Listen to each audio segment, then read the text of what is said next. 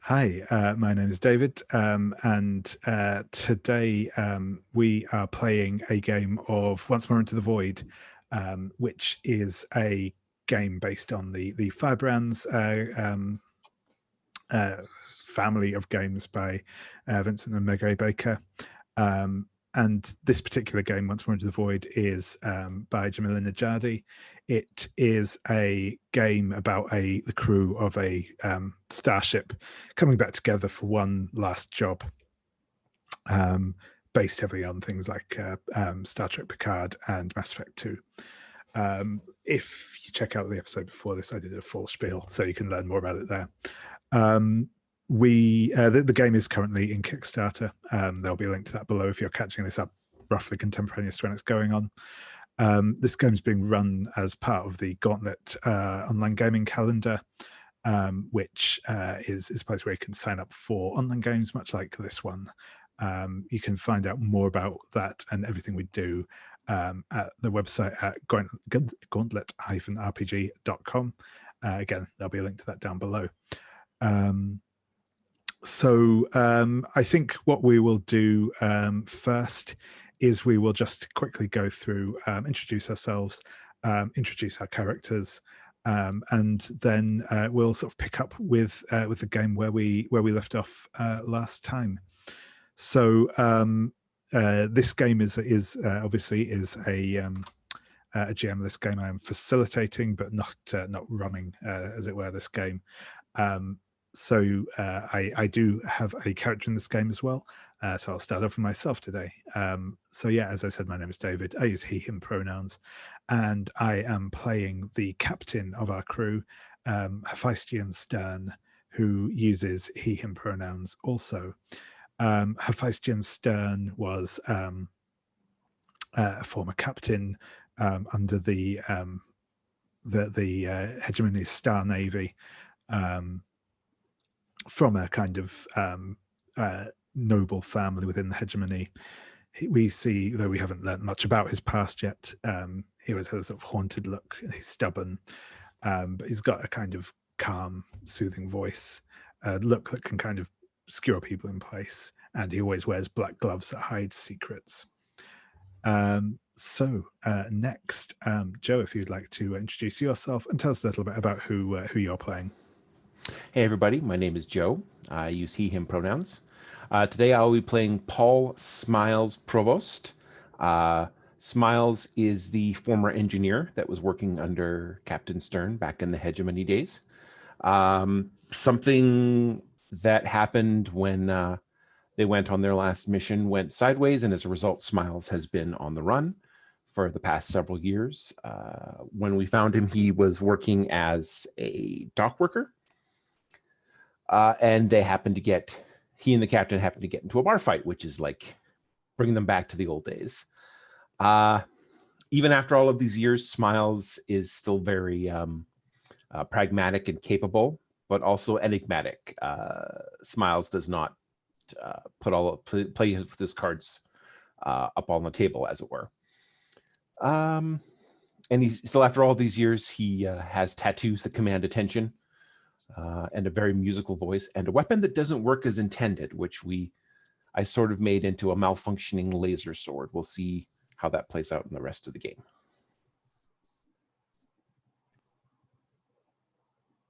Brilliant, thank you very much. And next, Rich, if you'd like to introduce yourself and tell us a little bit about who you'll be playing. Sure, I'm Rich. I use the he, him pronouns.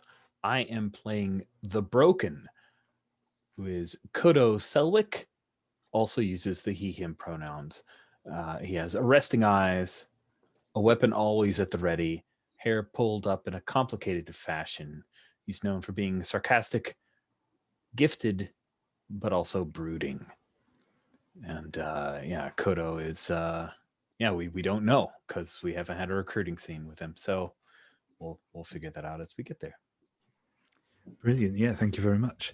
And yeah, last but not least, Brandon, if you'd like to introduce yourself and tell us a little bit about who you're playing. Absolutely. I'm Brandon here, and I'm playing the playbook of the Strange. The character is RSC6. known to the people here back in the old days as Rose, who is a bioengineered person, who is, or a bioroid, or various terms.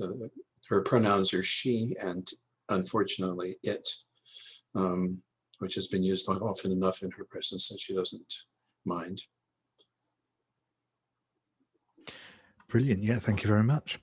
So yeah, last time we had sort of a bit of discussion about the sort of the universe we will be playing in, and we began our recruitment montages. So the idea with the recruitment montages is they're fairly quick scenes in which we just see the captain going to recruit the various members of crew, and you know, the situation they find them in, and what we learn about them as they come out of that. So we had last time our recruitment scene with Smiles, and I'm just going to go next, I think, for our scene with our Broken. That's it. Sorry, and just remembering the playbook names while I scroll through. So I'm just going to find the page in the PDF. That is 15 on the PDF, 15. I believe. Perfect. Yes, indeed. There we go. Thank you very much. Yeah. So the recruiting the broken scene is or minigame, however you want to refer to it, is called This Is Rock Bottom. So the setup for this is that the captain asks the broken, what about your current state shocks me, and what behavior of yours disgusts or saddens me? So up until maybe a few minutes ago, I of course was thinking like bar scene, just like our very tropey type stuff. But go with me here, and anyone feel free to tell me this was a terrible idea. But I think that what about my current state, Kodo's current state, that shocks you is that he is working in a very high-tech call center. I like it. I like it. And he's wearing like the same kind of suit as the other 60 individuals that are all in little half-wall cubicles with multiple monitors in front of them doing customer service to Perfect. multiple individuals. And what behavior of yours disgusts or saddens me? I think Kodo's behavior is he's just fallen into everything scripted. All of it just rattles off, and he clicks a couple buttons that kicks off the response to everything. And yeah, he's just a cog in the machine.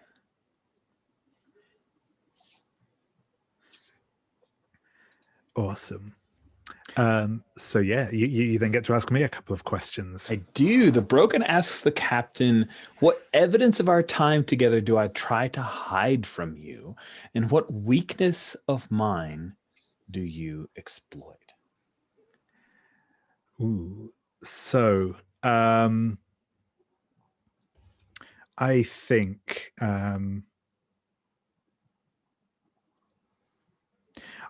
that maybe I'm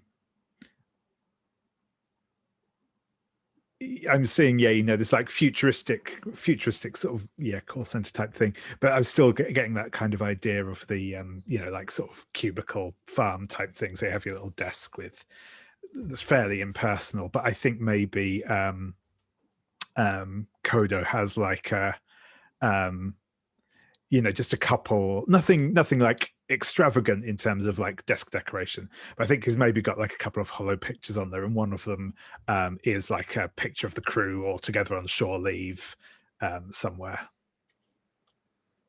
And I think we just, as Kodo clocks the captain coming in, I think maybe just like flips it down, you know. And sorry, the other question was about the weakness. Yes. Yeah, so I think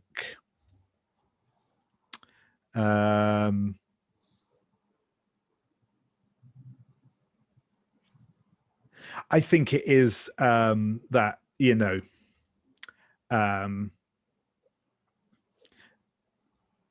Kodo has always been kind of sarcastic broodings, you know, always been kind of an abrasive personality, maybe is the way to put it, and possibly not abrasive, but certainly, you know, that kind of thing. And I think that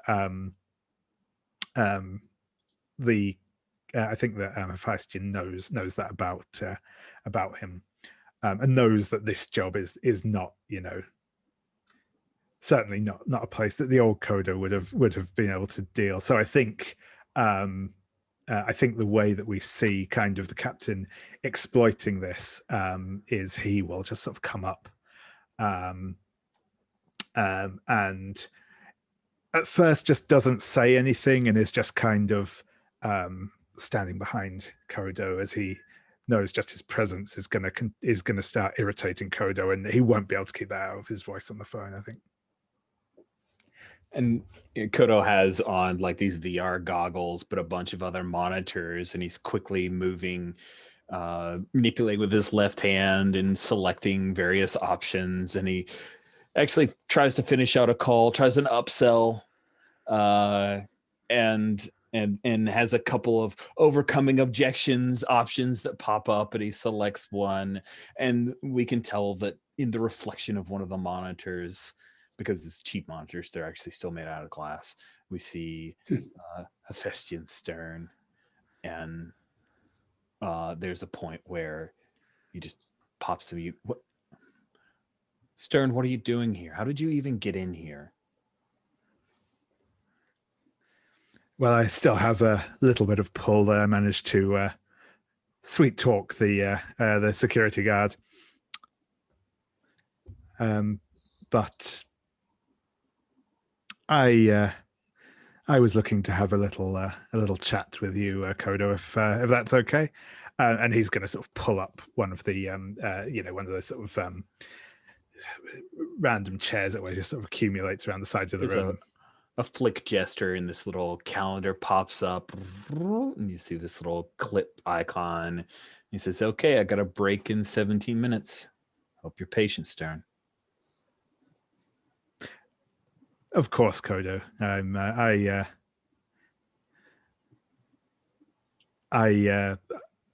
know when to wait, and you know, he's going to like take a seat at the chair, and just, you know, watch Kodo as he continues to work. And Kodo unmutes and jumps immediately. There's a call that, you know, beeps up right in, and it flashes, and he drops into the very mechanical, no emotion, "Thank you for calling." And then he walks through, "How can I help you today?" And he's like bouncing through, helping someone with particular catalog orders, and he's clicking with his little mouse here, the click, click, and there's the soft murmurs of all the people around, even though they're white noise generators and sound dampeners. And yeah, he's just going to try to annoy you by focusing on the work and just continuing to be this cog in the wheel. Despite this charm of this place, my fall from grace is obvious. Awesome. Yes. So I think I'm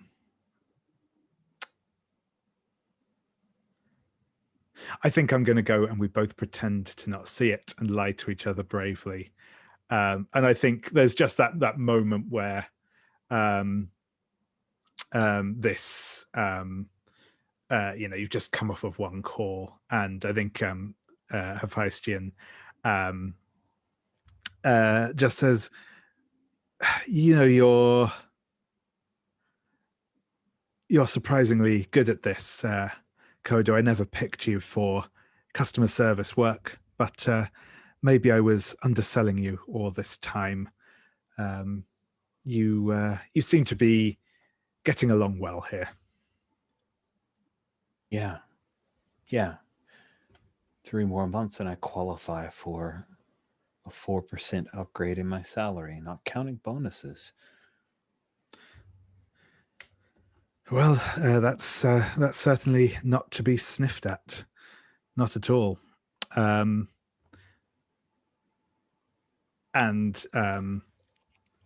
I think that the one I'm going to go for is I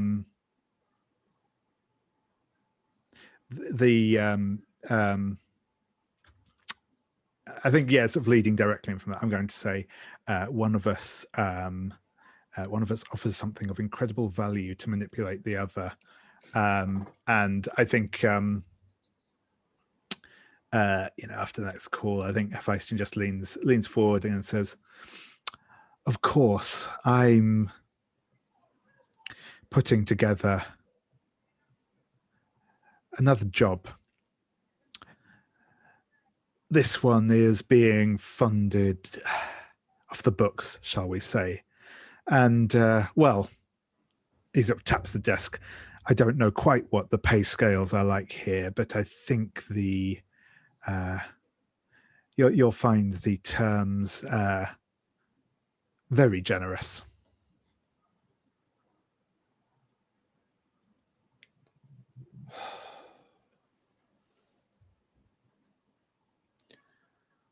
And he runs through the end script of the particular call, puts himself on after call work, reaches up, pulls his headset off, and you can see the red indent from the cans on the side of his face. His hair's a little mussed from the ring over because he has very nice hair. And he stands up. There's a little flashing clip there. This, it's not break time, but he's ignoring it. And you'll silently accept this gift. Awesome. So, we end the fall. So, as Captain asks the Broken, "What do you still love about me?"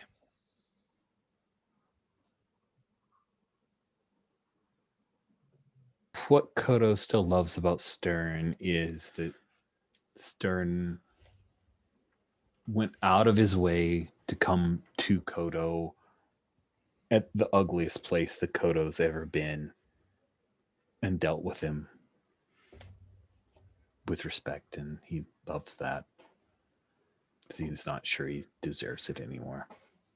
Awesome. I love that. Let's see, do I have a question? Yes. So this is just on ending the fall. What and that faded? second thing. Yeah. What faded hope do you see in me? Yeah. I think that it's sort of almost a mirror to that sort of idea. I think that Stern definitely gets the impression that this place isn't you, but the fact that you've tried to do something else is kind of heartening almost. And that idea that Kodo is still keeping on, it's still working at something, gives him hope. Awesome. So the next thing we need to do is I draw a card again. If people aren't in there yet, I'll just share the card draw room again. As I say, we'll only really be drawing cards in this, so it's not a super thing. Oh, and that is a 4 of diamonds. No, that doesn't matter at the moment. So we take one token. One token. Oh, your deck is broken. Yeah. And Kodo, you get to decide which of us gets that singular token. I'm sorry, Captain, but I'm taking it. Very fair. Since you have one. And I do not. Perfect. Thank you. Awesome. Yeah, and so we will now go to our final recruitment montage, which is recruiting the strange at the laboratory. So again, we have a couple of questions each here to start off with, and over the course of this, we'll probably draw out exactly what the place we are at looks like. But yes, so the captain asks the strange. So Rose, in what state do I find you that reminds you of how different you are, and what important work are you doing? When the captain comes upon Rose, he sees Rose unclothed immersed in a vertical tube of liquid with wires and sensors attached to every part of her, but especially her head.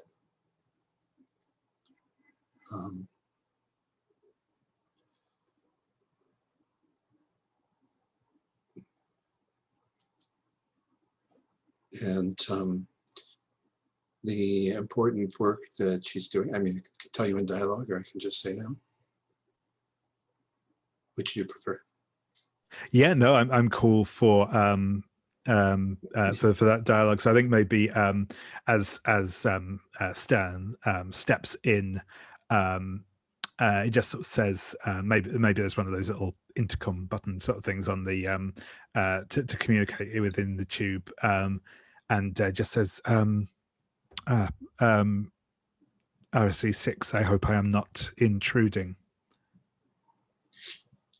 As her eyes pop open, Captain Stern, you're not supposed to be in here.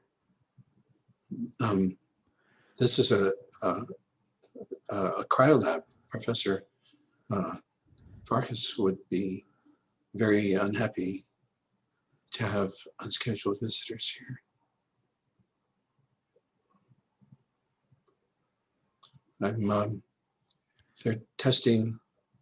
They're trying to develop cryosleep. Their protocols don't work very well, but I'm capable of repairing damage where normal human subjects would just die. So I'm due for another cycle in about 2 days. The recovery is very difficult.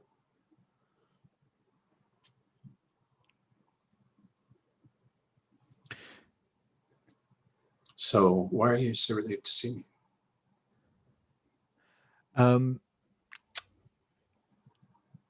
I think that I am relieved to see Rose, because I know that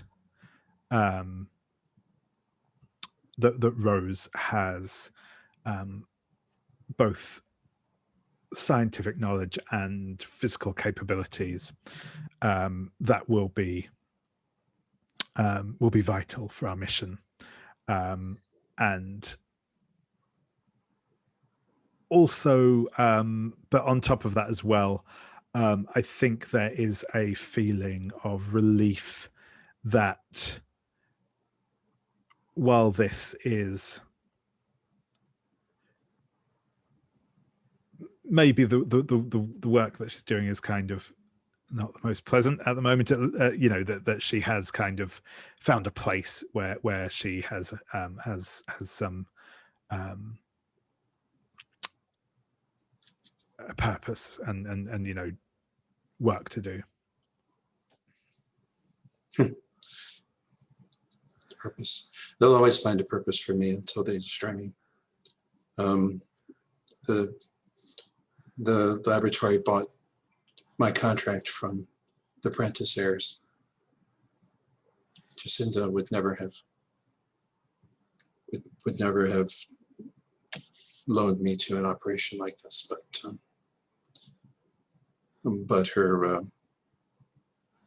she's dead now, and her heirs just saw me as valuable commodity. they offered a very good price, I understand. I'm embarrassed that you should see me like this. But you haven't, it seems like, I mean, I know I haven't changed because I'm built not to, but you haven't changed either in some ways. It's how wonderful. I haven't.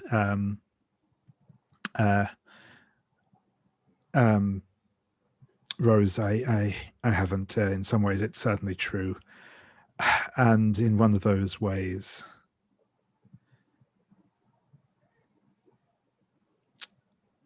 is no, sorry, to turn myself there. Yes, and I, much like before, I'm afraid I must. I've come to ask for your help in something that I cannot manage alone.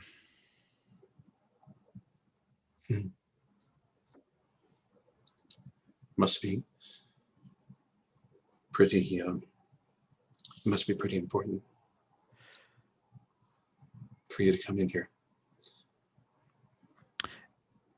Indeed it is, Rose. Cool. So what happens? So yeah, next. So I will choose weapons first, and then you will choose the follow-up to that. So I think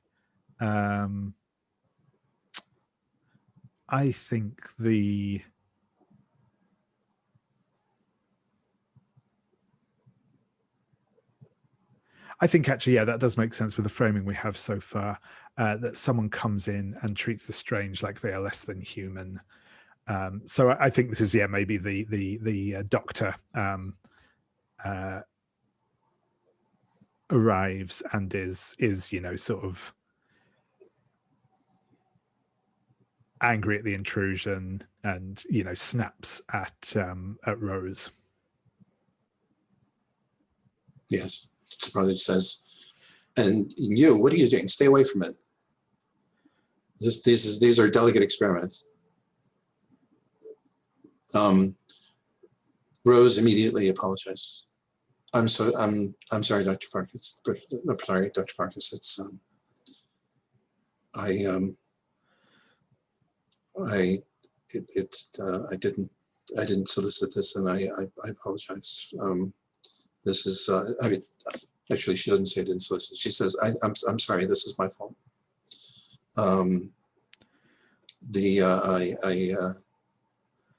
I know I'm not supposed to engage while the experiments are going on, and I won't do it again. Yeah, and I think we kind of see, Captain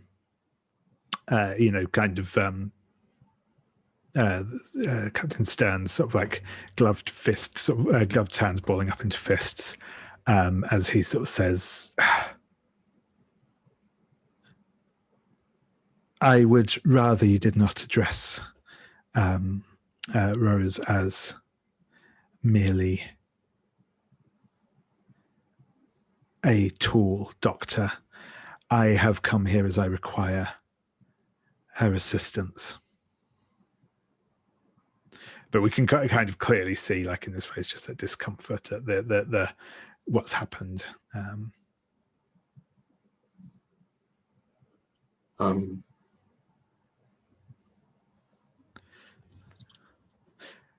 So yeah, if you want to pick up one of the header ones next, Yes. and then I'll choose the follow-up. You picked the one I had in mind, so I'm going to, as it says, as I'm sure it often happens.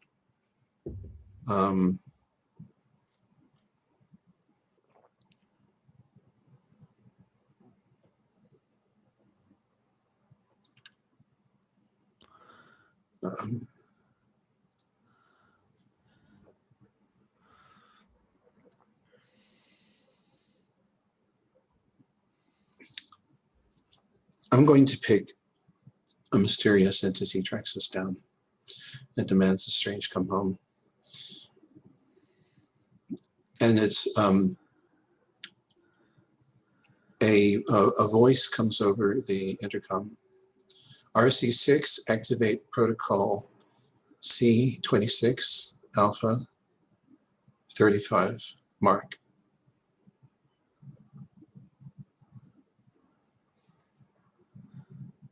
And Rose looks very agitated.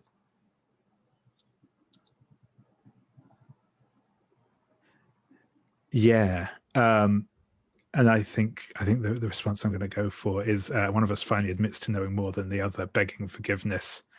And I think as that command sort of comes out, Captain Stern says, belay that override Delta 659er. I'm sorry, Rose. I did not wish to. What? Oh my God. Do you realize what you've done?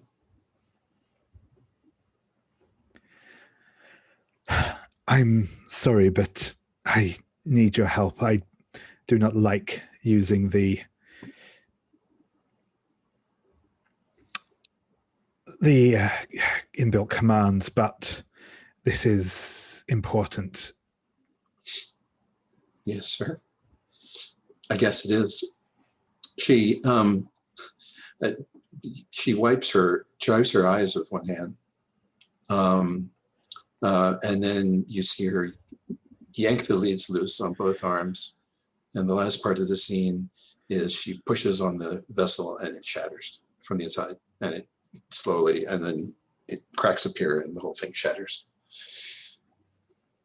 Cool. Awesome. Right. So thank you, everyone. So we've gone through sorry, wait, I'm forgetting the end of our thing, so I'm getting ahead of myself. Yes, so we have the ending the visit segment. So the captain asks the strange, how do I give you fragile hope? You give me fragile hope that I might once again do something that I want to do, instead of whatever it is that my owners want to use my body for, which has been most of my recent existence. And then I ask you, what makes you doubt me? I think it is the way that Rose was with the doctor. I think, and it's possibly maybe less doubting Rose or doubting himself, but I think Captain Stern is concerned that this is just Rose following another order that she feels she has to, rather than a choice that she wants to make.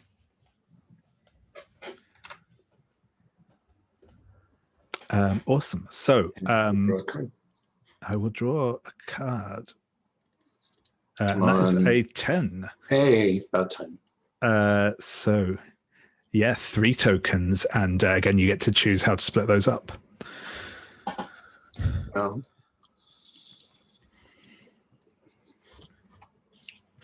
I will take 2 and give 1. Sure thing. Perfect. So now we have completed our recruitment missions. So the next step of the game now is we essentially go into sort of free play. We will kind of alternate between us around either around an order or just picking up when someone wants to choose the next game. We'll see how that shakes out. As I say, there are a number of different mini games, which are all on the page 4 of the PDF. If you want to refer back to that, and they have links through to each of the individual games from there. I'll very briefly go over the what the games are first, just so we've got them all kind of in mind. We have Just Like Old Times, which is 2 or more of us potentially for that one get into some sort of battle, and we kind of get used to working with one another again. There's Only One Shot to Make It Right, which is a training montage scene where again a couple of us or possibly more all train together, and we again see how we kind of, that training brings back old memories. We have Blowing Off Steam, which is where we go out for a night out and generally let our hair down. We have The Last Time We Touched, which is a more intimate scene. I Never Did Trust You, which is a more charged scene with Who Do You Think You Are? So we've got is that's the kind of an argument over something.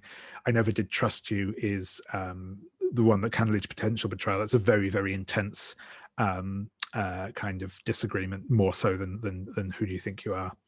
Then we have Only If We Have the Time, Captain, which is kind of, again, in Mass Effect terms, it's the sort of loyalty missions. It's when one of the crew members and the captain go off to do a particular mission that is important to that crew member.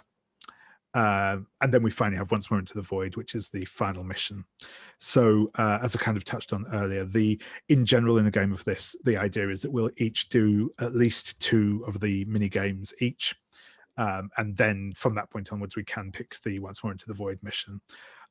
With time we have today, we'll see how it goes. I think it may be that we just decide to leap into that towards the end, regardless, and see how it goes, or we might just stick in the regular mini games. We'll see sort of how we're feeling a little while in. But I think what I would like to do first, before we start into the mini games, and also to give people just a little time to think about which of those they're particularly interested in, I think I'd just like to have a quick open scene with a sort of all assembling back on the ship again, just so we've got a bit of grounding with where we're all at. So when it comes to the ship itself, again, I have that sort of that idea of the sort of the Mass Effect style thing, where it's a kind of smaller frigate. It's not like a huge,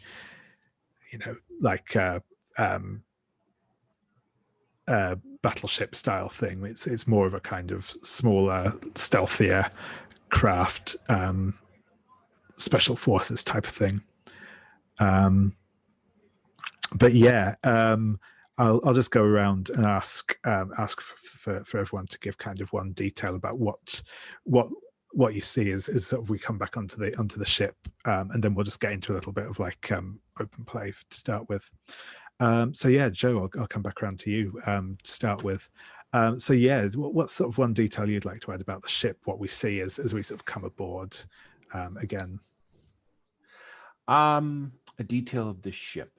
I think the first thing that everybody notices about the ship, I think the ship is meant to look like a cargo ship. It's meant to look very innocuous. It's meant to look very old. It's meant to look very ordinary, but of course it is actually not. Awesome. Yeah, I like that. Thank you. And yeah, Rich or Kodo, what's another detail we see about the ship as we sort of all come aboard? I think another detail that we pick up as we head in is there's kind of a lounge type area that looks really run down. You see splits in not the synth leather seating and the like. But Kodo flips a couple of toggles and pulls down a hollow projector that is the entertainment console that is in pretty good shape. Nice. And yeah, Rose, how about you? What's another thing we see about this ship as we all come aboard? The ship, it looks perfectly ordinary on the outside. On the inside is sort of engineer's jury-rigged dream. It has all sorts of high-tech modules that have basically just been bolted in place, any old place, and are wired together with cables that are still exposed and have been tacked up against the inside of the hull and things like that. This is obviously it's obviously a one-off specialty, purpose-built thing for a particular mission, and creature comforts weren't particularly emphasized as as the previous description of the lounge indicates. Nor is it at all slick. I mean, it's as I said, from an engineering standpoint, it's beautiful because these are high-end systems, but nothing's been chromed, nothing's been covered over with with nice running panels. They're no everything. There's catwalks and ladders in lieu of more sophisticated transportation systems or ramps and things like that. Awesome. Yeah, I like it. And I think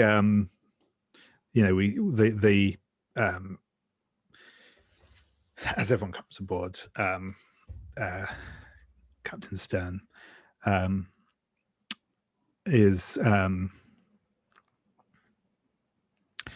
says, well, thank you all for coming back on this. I'm not going to pretend this is going to be an easy one. We've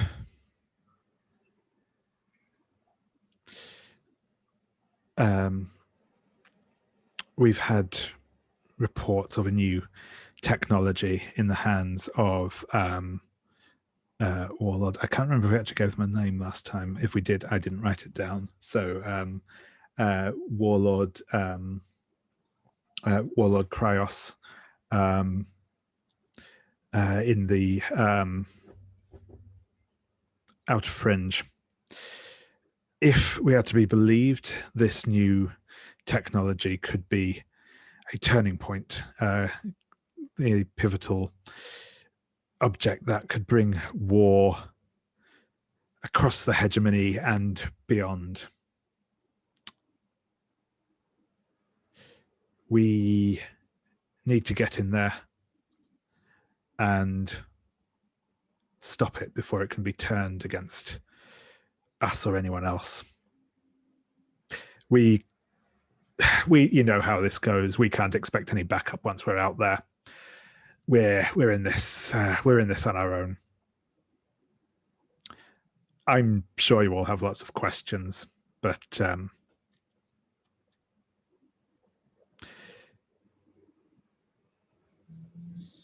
feel free to ask away or whatever else. Paul, Kodo, it's so good to see you. Nice to see you too, Rose. You look good. You look terrible, Smiles. Thanks, Kodo. So, Captain, I know the ultimate answer is we're getting paid to do this, but what's so bad about Warlord Cryos again?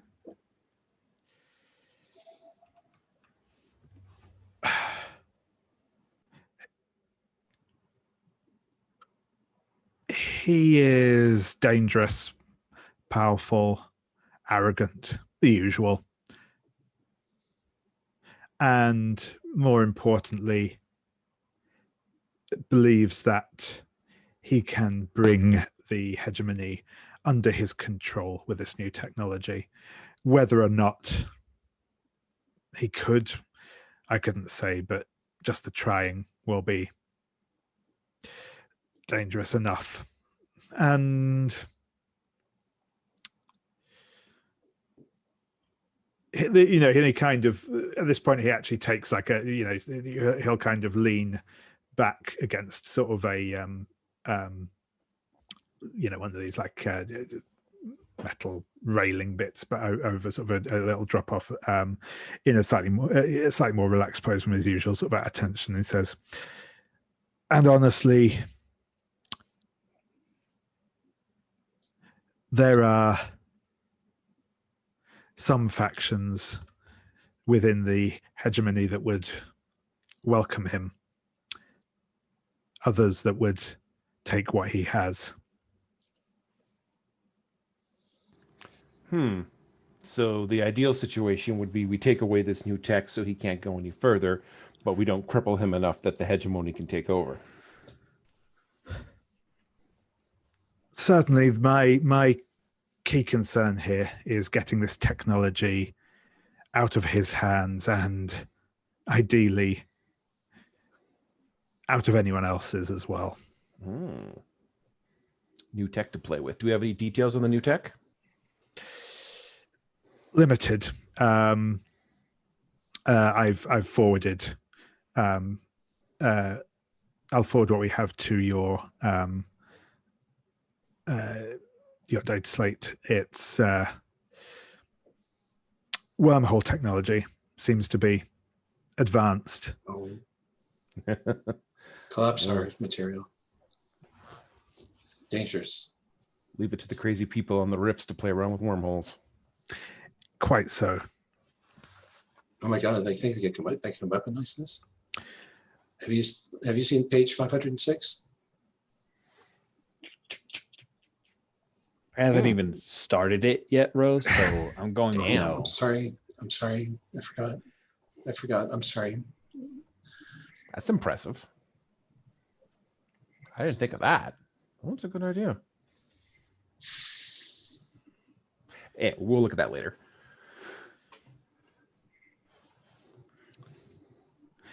As I say, so much of this is still unproven as yet, or from what I have been able to discover from the intelligence reports, for what that's worth.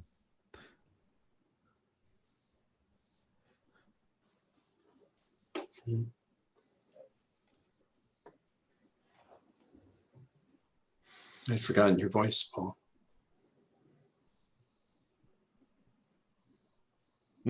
Oh, I'd forgotten your voice. I missed it.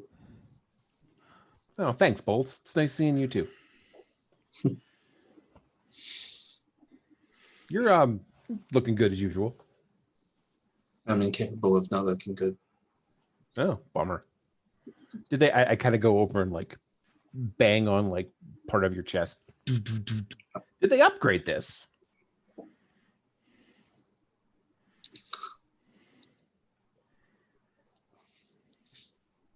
don't know how to answer that question.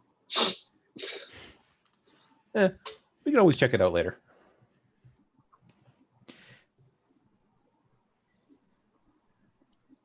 Well,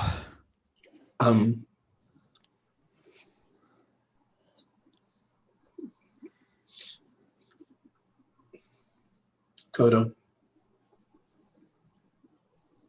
Yeah, Rose. you're still beautiful too. See, that is just you feeling bad because you fawned over Smiles. It's all right. You don't have to lie to me. I've always thought you were beautiful.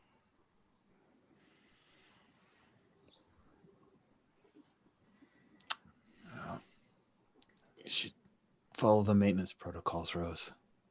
Listen, Stern, I don't read as fast as Rose, so I'm gonna hit my bunk and try to catch up on the data slate. certainly. I'm going to go and make ready for departure. I'll clear us with the tower and begin the first stage of our of the travel to the jump gate.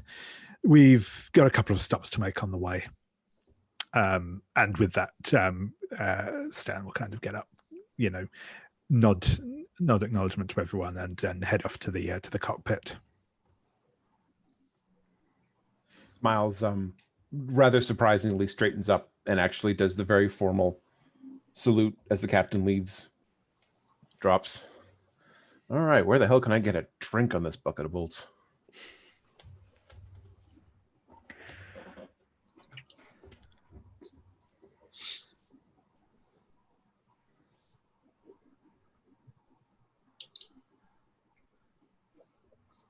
So I guess we'll break it there. Do we have a vague idea of what roles each person has on the ship, or is it very Mass Effect where we just stand in a particular room until the captain comes to talk to us? We can decide. Yeah, no, I'm cool with if people have specific things they think their character would do. There's also we can potentially have NPC crew as well doing stuff off screen, but we won't focus on them obviously. But yeah, so. I mean, obviously, no time for side missions or side romances. Yeah, exactly. Yeah. So obviously, my assumption was that Smiles obviously was our engineer aboard the ship. But yeah, I guess I'll ask you first, Kodo. What do you think Kodo's role on the ship will be? I think that maybe Kodo was in like tech science, analysis, comms, that kind of stuff. Yeah, he's an operator. Yeah, cool. That's awesome. Yeah, and Rose, how about you?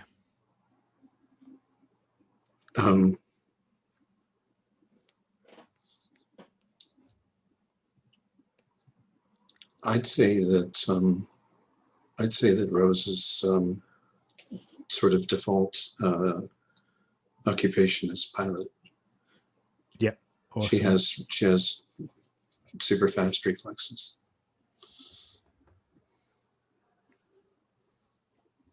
Cool, perfect. And obviously, Captain Stan was the captain. So that's yeah, awesome. Nice. So what we'll do now is as we kind of begin our journey out into space. As I say, we'll now go into the mini game section of this game. Actually, I'm just thinking as we are coming up to 5:30 now, if we want to take a quick 5-minute break now. And then we'll jump back in with those mini games after the break. I was going to say, Smiles, if you would like to take the first scene as kind of you haven't had a scene this evening, effectively, and then we'll decide if we want to kind of go in order from that point or just jump in and out as people decide what they want to do. But yeah, with that, as I said, we'll give you all 5 minutes and see you back then. Awesome. Yes. So we will hop in with our first mini game. Smiles, had you decided on one that you were interested in playing out? Excuse me. Yes, excuse me. I've got an idea for a scene that I want to do, and I'm not sure which minigame suits it best. Sure. So I wanted to ask for some guidance on that. Yeah, go for it. I want a scene with Smiles and Kodo, where Smiles is trying to get Kodo's measure. Smiles is a little concerned that, like, you've been riding a desk these past few years. Do you still have what it takes? It's like a training montage. I was going to say that sounds like only one shot to make it right is probably a good match for that one. Awesome. Yeah, that makes sense to me. Cool. So I'll just give some sort of very basic outlines on how these games are played in general. I mean, obviously we've already seen a certain amount of this from the intro montages. Most of the games are structured in a fairly similar way, in that there's something we'll do at the beginning to sort of set the scene. There'll then be a kind of a bit of back and forwards, depending on exactly which game it is. Then there'll be a kind of wrap up to the scene and another loyalty draw where we get more tokens. The specifics of that obviously will change from game to game. Obviously always feel free to ad lib and so on and so forth with these games. We're still role playing here, as with everything else. That is cool.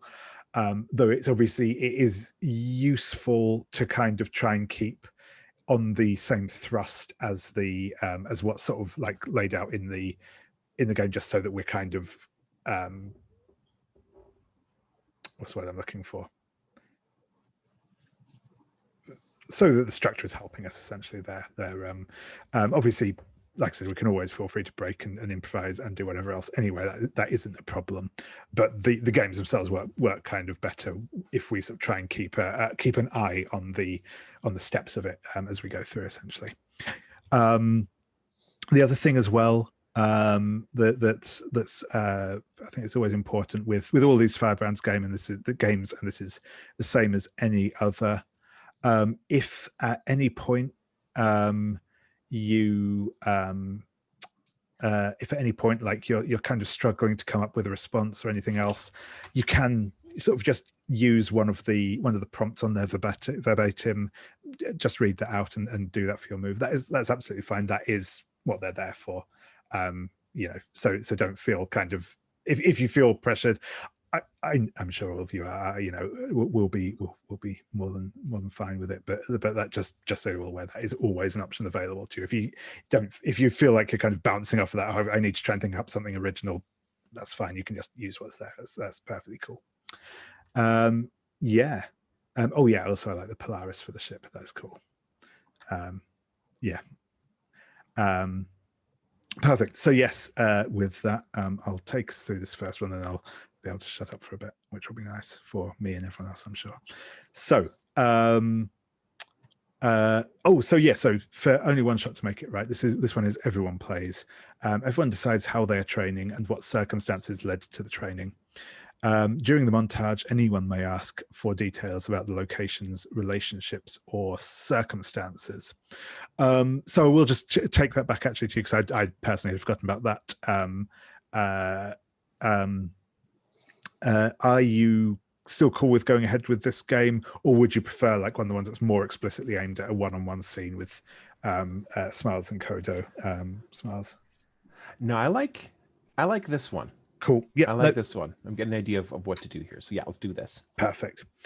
Okay, so the way that we conduct this one is that we each go around the table. Each of us gets 2 turns. The one who has the most to prove to the crew goes first. On your turn, you choose a challenge you're facing and who could help or hinder you, and then they answer freely to do that. Once everyone's had 2 turns, it comes around to basically the person who started it again. They choose how that training montage ends. So I'm going to check in first with Smiles, because you're the one who called this game. Who do you think has the most to prove to the crew? Who has the most to prove to the crew?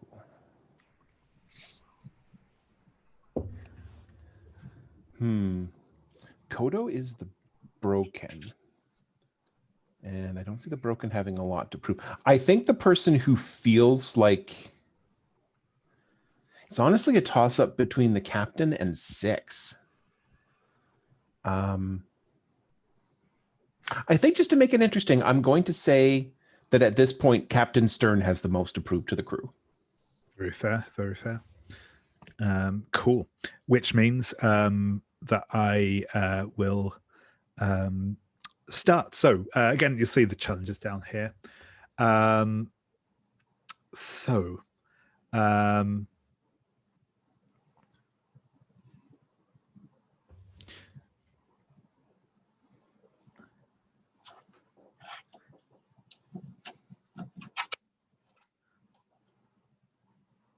So yeah, actually, I'm gonna check in just before we begin. What sort of training do you think we're all engaged in?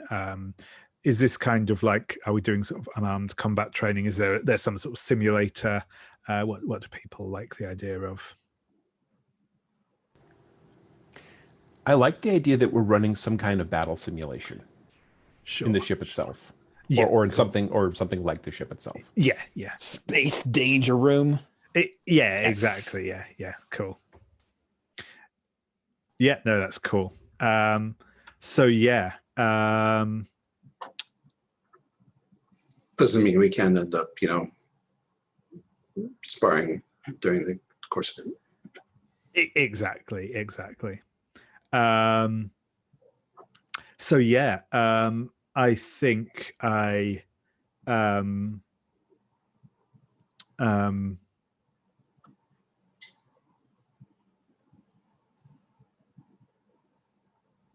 yeah, I'm gonna go with as we fight. I accidentally reveal that I know more about the enemy than I should. So I think the way this is, we kind of have the simulator up and running, and we've got kind of the some of these ships that are coming in, sort of these starfighters of a kind of slightly unusual make from out on the fringe, and I think we see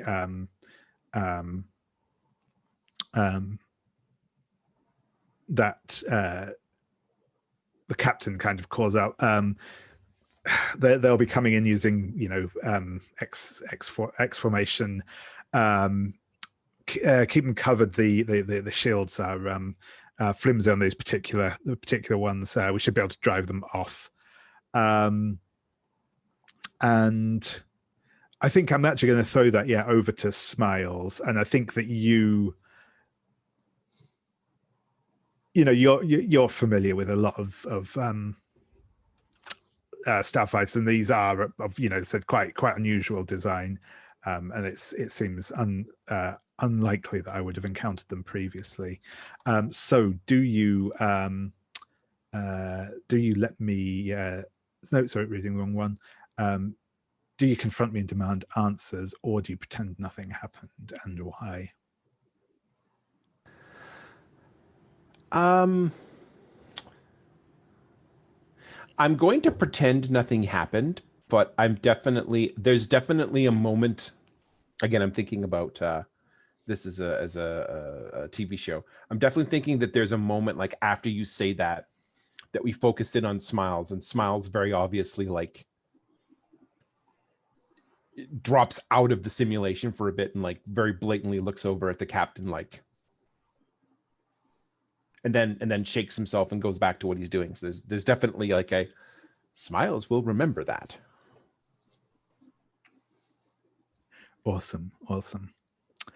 Yeah, and then it's your turn to pick a challenge, and you get to pick the challenge, and then you get to pick who you want to answer the question basically at the end of it. Nice.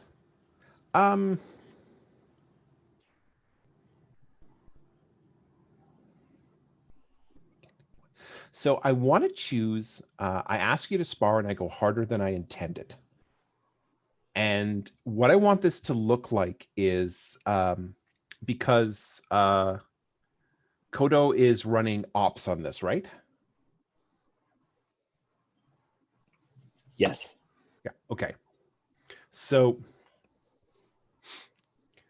what we do is like, while the simulation is going, we see Smiles is sort of running his engineering with one hand, and with another hand he starts going and starts typing something in a different part of the controls, and then suddenly Kodo starts getting more and more communications, virus bombs.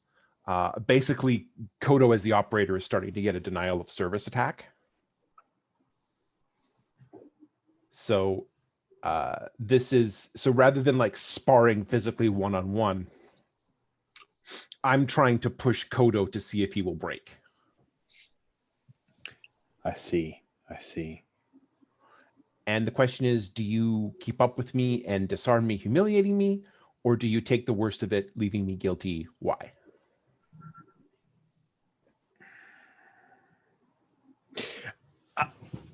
Kodo knows Smiles questions his ability to keep up.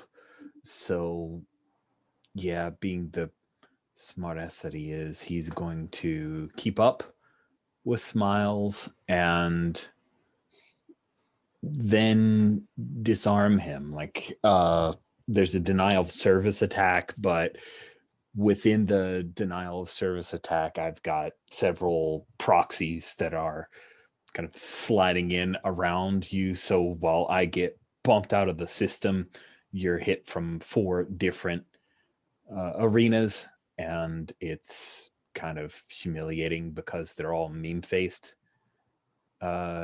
icons. So yeah, it's humiliating, I think. Why? Because I have to. If I let you take me down right now, it's over. Nice. Cool. Perfect. Thank you. So yeah, next up will be Rose. If you'd like to pick one of the challenges and then yeah, set that question to someone.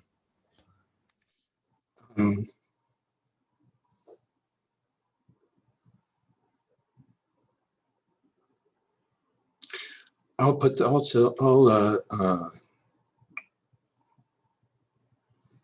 send this one to Kodo as well. I pull back during training, scared of what I'm capable of. Do you come and push me over the edge harshly, or do you leave me be and say nothing? Why? So, Is this an actual physical part of the training? I think this is going to be I think this is a physical part of the training. Yeah, okay. and this is sparring training, and you know, Rose lands one on you that is a tap. Mm-hmm. And Rose is bioengineered muscle and bone. You know, she hits like a trip hammer. And she's, you know, she does, you throw in a punch at one point, and she does a two-handed block, which she could have, you know, levered over sideways to break your wrist without any trouble, but she just backs up timidly.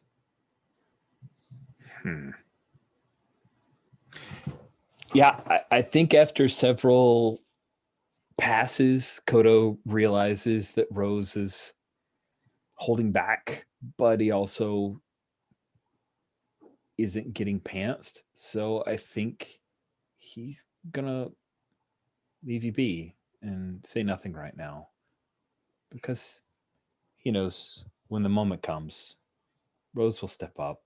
She just doesn't want to hurt me. She really doesn't. No. She, in fact, you planned a solid one on the side of her jaw that leaves a purple bruise. Sorry. And she picks herself up and she goes, "Wow, that was hard." but you know. Sorry, I thought you had that one. Well, I guess I got outclassed.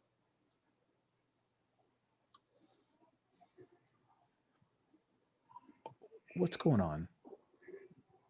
Are you okay, Rose? Did they do something to your programming?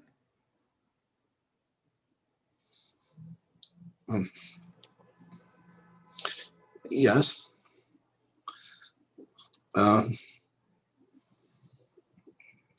They did all sorts of things. I mean, the core, my core is protected mostly. I mean, only Dr. Prentice could modify that, but they sure modified a lot of other things. I wasn't a very good laboratory subject the way they saw it. And I needed to be quieter and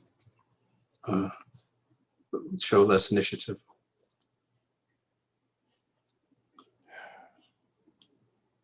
You know they're wrong. Right. You know that. Hearing you say it makes it sound right. Okay, but he kind of taps your sternum gently, but like, you need to believe that. Not just because it sounds good coming from Giggles over there, or me, or even the captain. I think I'd believe you more than the captain. I don't blame you. I mean, captain needs me. And you don't have a reason to lie to me. Don't get me wrong. I think I appreciate the lies. I'll keep that in mind. Anyway, it was a good punch. Thanks. So that louder near smiles later. Just, Okay. He gives a wicked grin.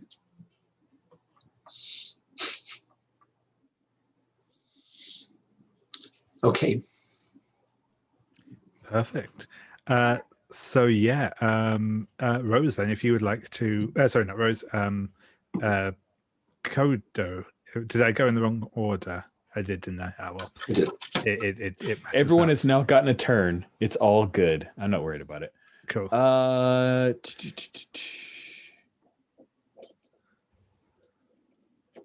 Oh yeah, smiles. Here we go.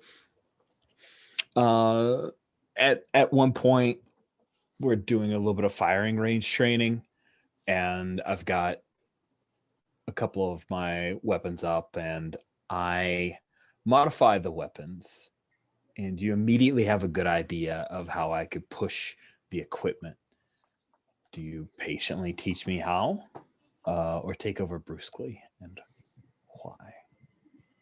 That's interesting. So we're going with sort of hand-to-hand, not hand-to-hand weapons, but handheld.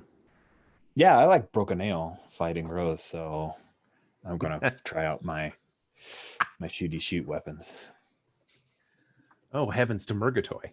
Certainly wouldn't want you breaking another nail. Well, I've only got the 9 left, Yeah. so. I think I start to take over brusquely. I think that there's a real, you can tell at one point in my career, I was a staff sergeant, because I definitely have this sort of overbearing, do it this way, don't do it that way. You've got to learn.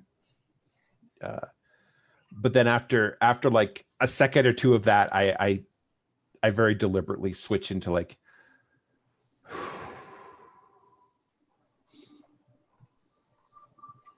so that's a phase modulator, right? You got there? Yeah. More or less, yeah. I had a chance to do some work with those while I was, well, it doesn't matter. I learned a little trick if you want to see it. It doubles the output, but doesn't increase any of the the heat release. So you don't burn your fingers while you're trying to blow them off. I hate those. Yeah. Show me. Yeah, go ahead. And so I patiently show like you do this. And why is because I genuinely enjoy showing people how to do things. I genuinely enjoy being a teacher. And this is sort of a moment of like, oh yeah, maybe in a different life, this is what I could have been doing. Nice. Cool. So yeah, it's me to go again next. So I am going to go for I think where this takes place, I'm going to go for Kodo on this one. I think this is again while we're doing the kind of ship sim type stuff again, and so I think we're both kind of manning a couple of different consoles to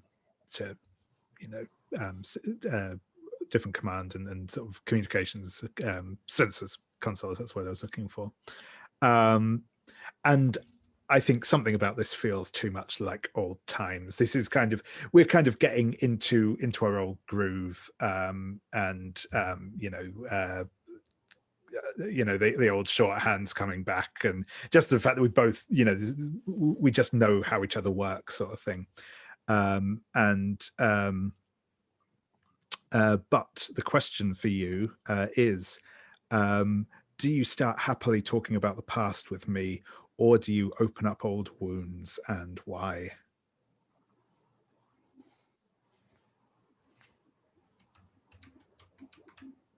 We fall into that banter, and I have needed this for so long that I will dance around every old wound that we have between each other, or any hurt that still festers in me, just to savor these moments of camaraderie that I've missed, that have ached. Yeah, and and I think Stern just sort of turns to you and says, "It's I'm glad to be working alongside you again, Kodo. You've always been one of the you've been one of the best I've worked with, and I need that on this job." Thanks, Captain.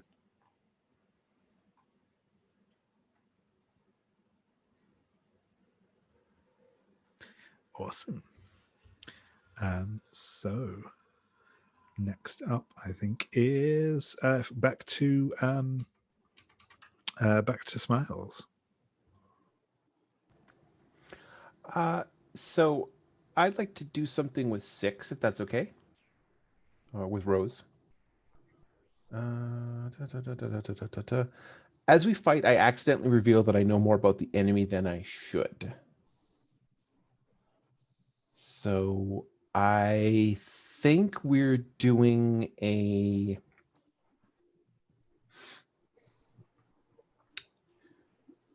We're still in the training montage. Yeah, I think we're back to running bridge simulation again, a combat simulation. And I think in this one we're specifically dealing with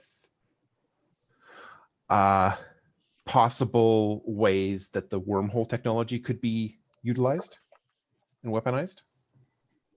And what is running in the simulation is the sort of bog standard stats that we have in the briefing. Like in the briefing, if X then Y, if Y then Z. And I reveal that I reveal information about the weapon that is not in the brief. And when we use the information that I used, it works like perfectly in the simulation. And I think Rose is the only one who notices that. So do you confront me and demand answers, or pretend nothing happened? Why? So in the next break, privately, Paul. Oh, hi, 6. What's up? Yesterday, there was no hype period. There was no phased overdrive in the simulation. Right. No, there wasn't. Yeah, the enemy used phased overdrive to attack us. Nobody. That's an obsolete technology. Right, but it's in the briefing, isn't it? There's the mention in the briefing that No. phased overdrive. Wait, no. Hang on. I remember reading it. I was up half the night reading it, so I think it was. Hang on, I actually do a search for like phased overdrive.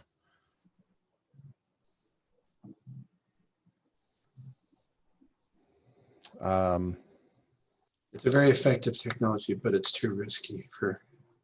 But now all the modern navies have abandoned it because it's too risky to the crew. Right. Why on earth is it in there?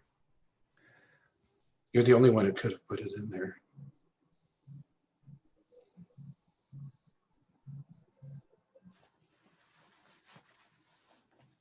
What's going on, Paul?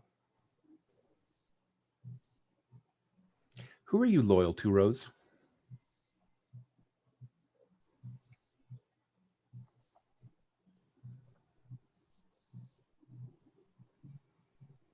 I mean, the captain. See, that's the problem right there. But that's the problem right there. But I mean, I don't believe everything the captain says. Good, you shouldn't. But because the captain's lying to us. I know that. Good. I know.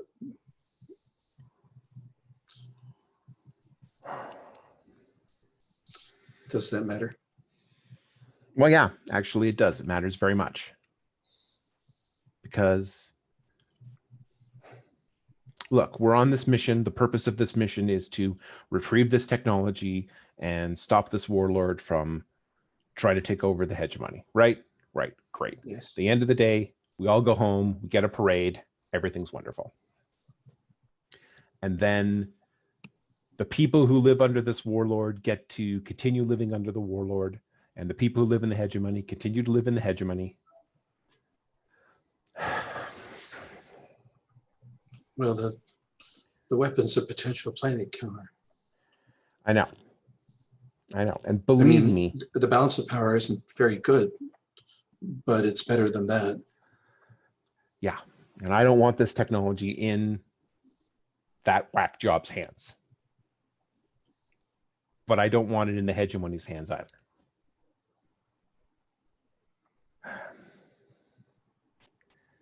Whose side are you on?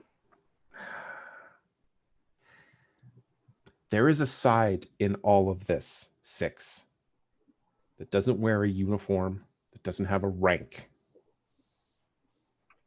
It's the people who are just trying to live their lives day to day, trying to contribute something to their world, to their culture, to their planet. And I am trying really hard to be on their side.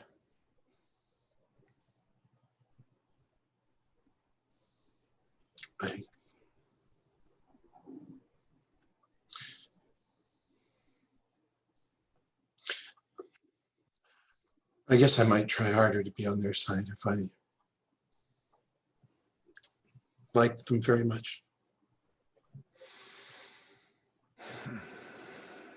But most of the people I've met have been awful. Yeah. Regular people as well as people in power.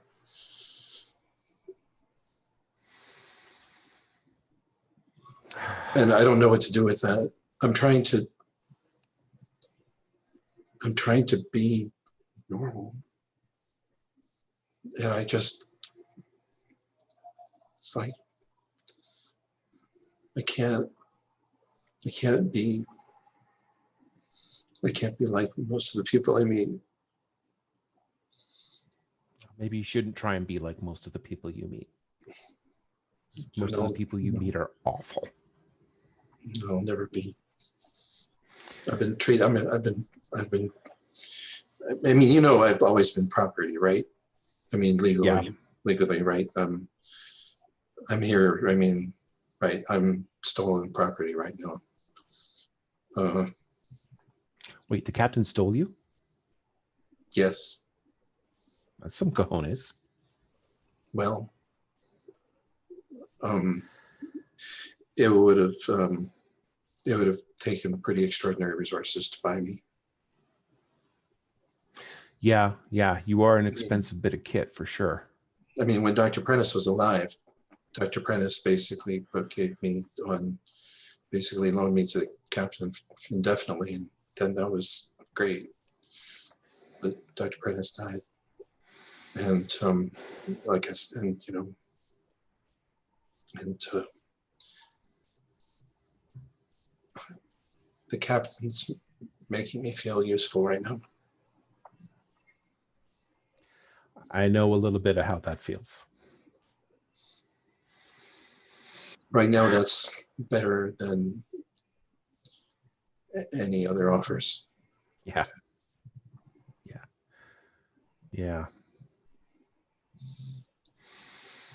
And besides, I do like him. Even if he's not a good person, I still like him.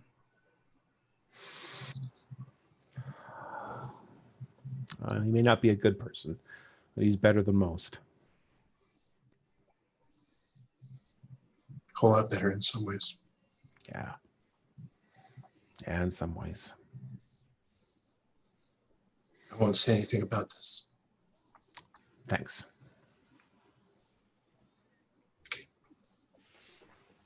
Awesome. Cool. So next I'll go back in the right order this time. So I don't confuse myself again. Kodo, if you would like to pick another option for the challenges there. And again, someone you would like to involve in that. Mm-hmm.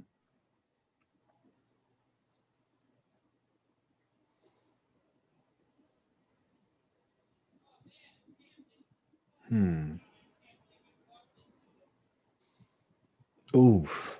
This is I think this will be with Rose.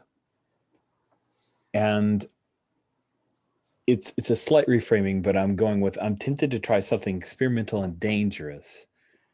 And the experimental and dangerous is trying to mess with a bit of Rose's code to unlock some of the safety measures.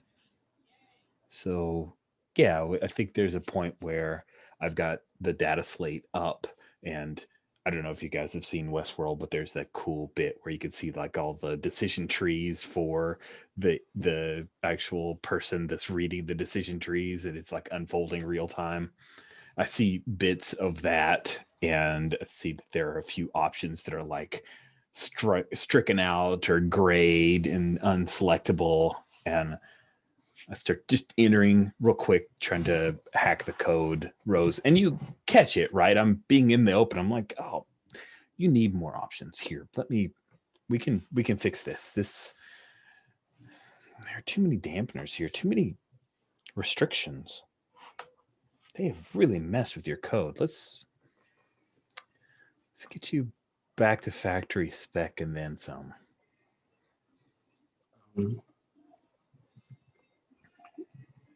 Is this a good idea, Kyle? Well, do you want all of these collars around you? Do you want limited options, or do you want to? I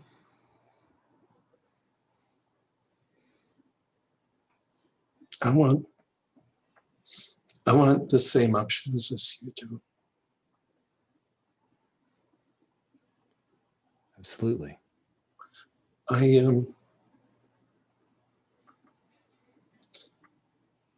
But is what I want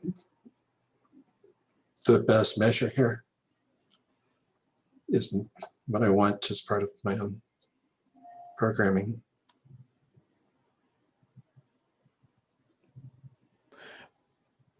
Well, we're getting into some circular logic here. I think if we open up all the options,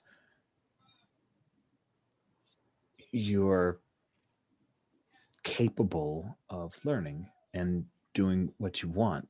You said yourself, they tried to mold you. They tried to limit you.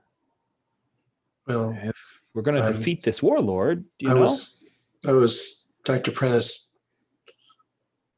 I'm not a Dr. Prentice built me not to be special, to be a general purpose entity, like a human in some ways. All the limitations are to take out undesirable characteristics. She glances down at the corner nervously as she says this.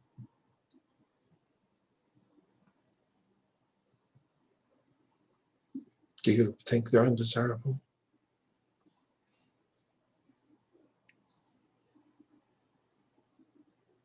No. No, there's nothing about you that I find undesirable, Rose.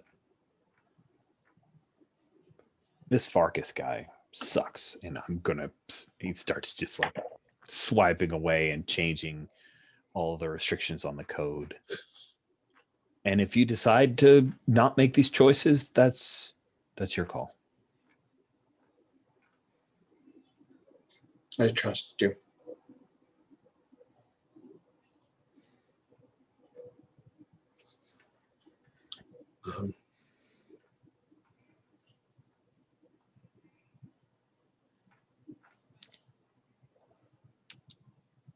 Has everyone gotten 2? I think it says you have to do 2 challenges. Yeah, right? yeah. Rose has one last one to do, I believe. Yes, I do. Cool.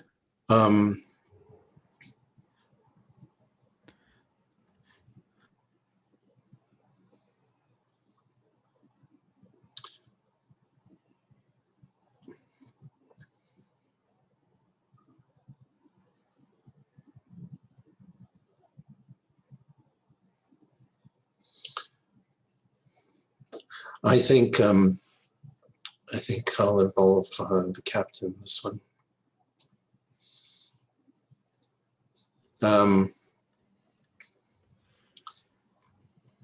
So it's a ground combat simulation, and the AI throws in an armored fighting vehicle that drops. Suddenly the situation becomes dire, and as the thing opens up, Rose dives at you and cradles you hard and rolls to get to cover, and you end up in a very compromising position. Our bodies too close and our hearts even closer. Do you give in or do you pull away, and why? And you're fine. She's a little bruised up. Yeah, I think there's just that moment where it looks like the captain is going to kind of lean into the embrace, as it were, but pulls back and doesn't like push Rose away, but kind of extricates himself from under her and offers her an arm up. I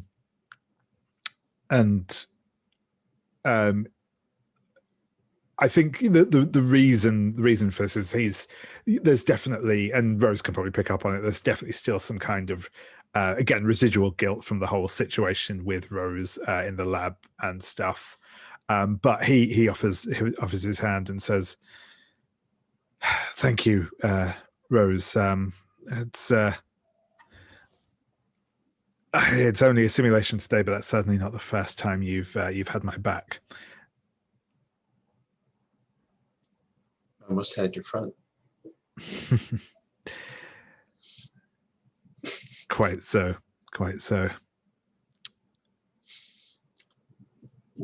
Captain, you don't think I'm attractive?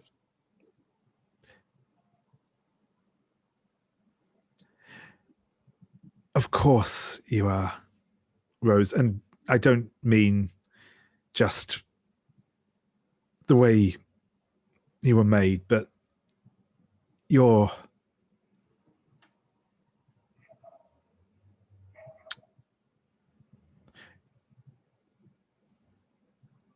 the who you sorry. are is and what you've struggled for is every bit as attractive as the body that you have. I'm sorry, I shouldn't have asked that question. I'm glad you're okay. Thank you, and I hope it was not too painful for you. Oh, I think I cracked a collarbone, but it'll heal by tomorrow. I can feel the hormones kicking in now. But we need to keep a better eye on the orbital scanner next time. Yes, absolutely. Okay. Cool. Awesome. So it would then come back around to me, but I've already done 2, so I get to instead pick the end for our training session. I think a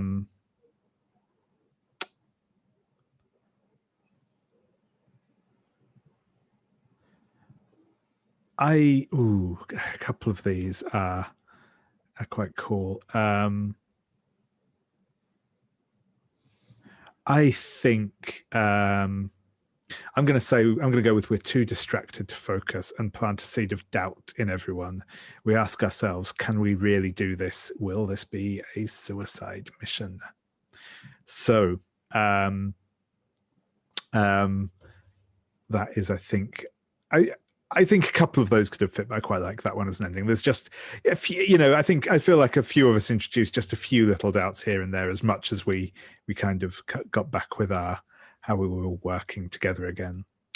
So the last thing we have to do as part of this this game is the loyalty draw. So everyone for this one draws a card.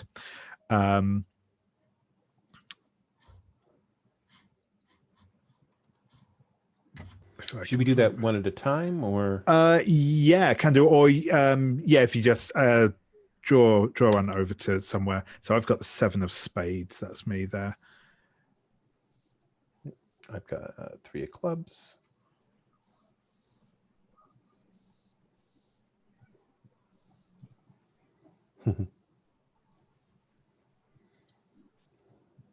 Dang it!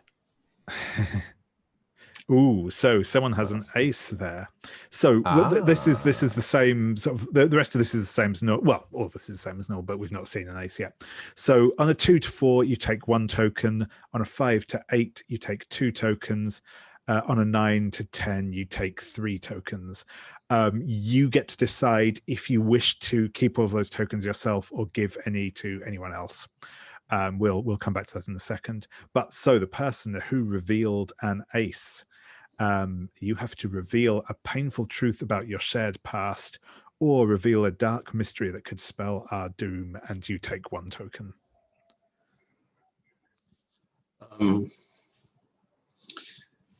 Let's see. I know generally what this is. Let me figure out specifically.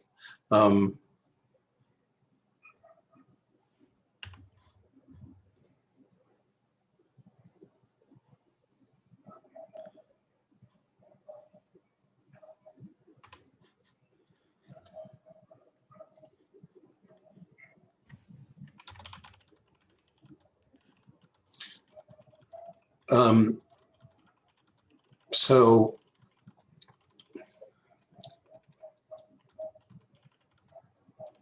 this is something that happens late in the training montage, where the team has come under fire from a building that has civilians in it.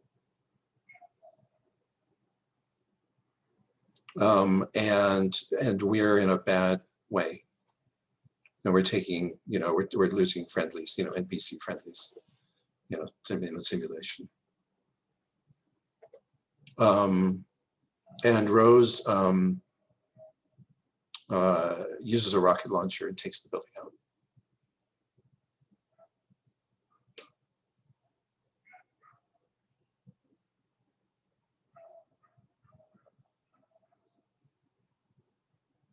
Awesome. Civilians and all. Cool. Yeah, that's cool.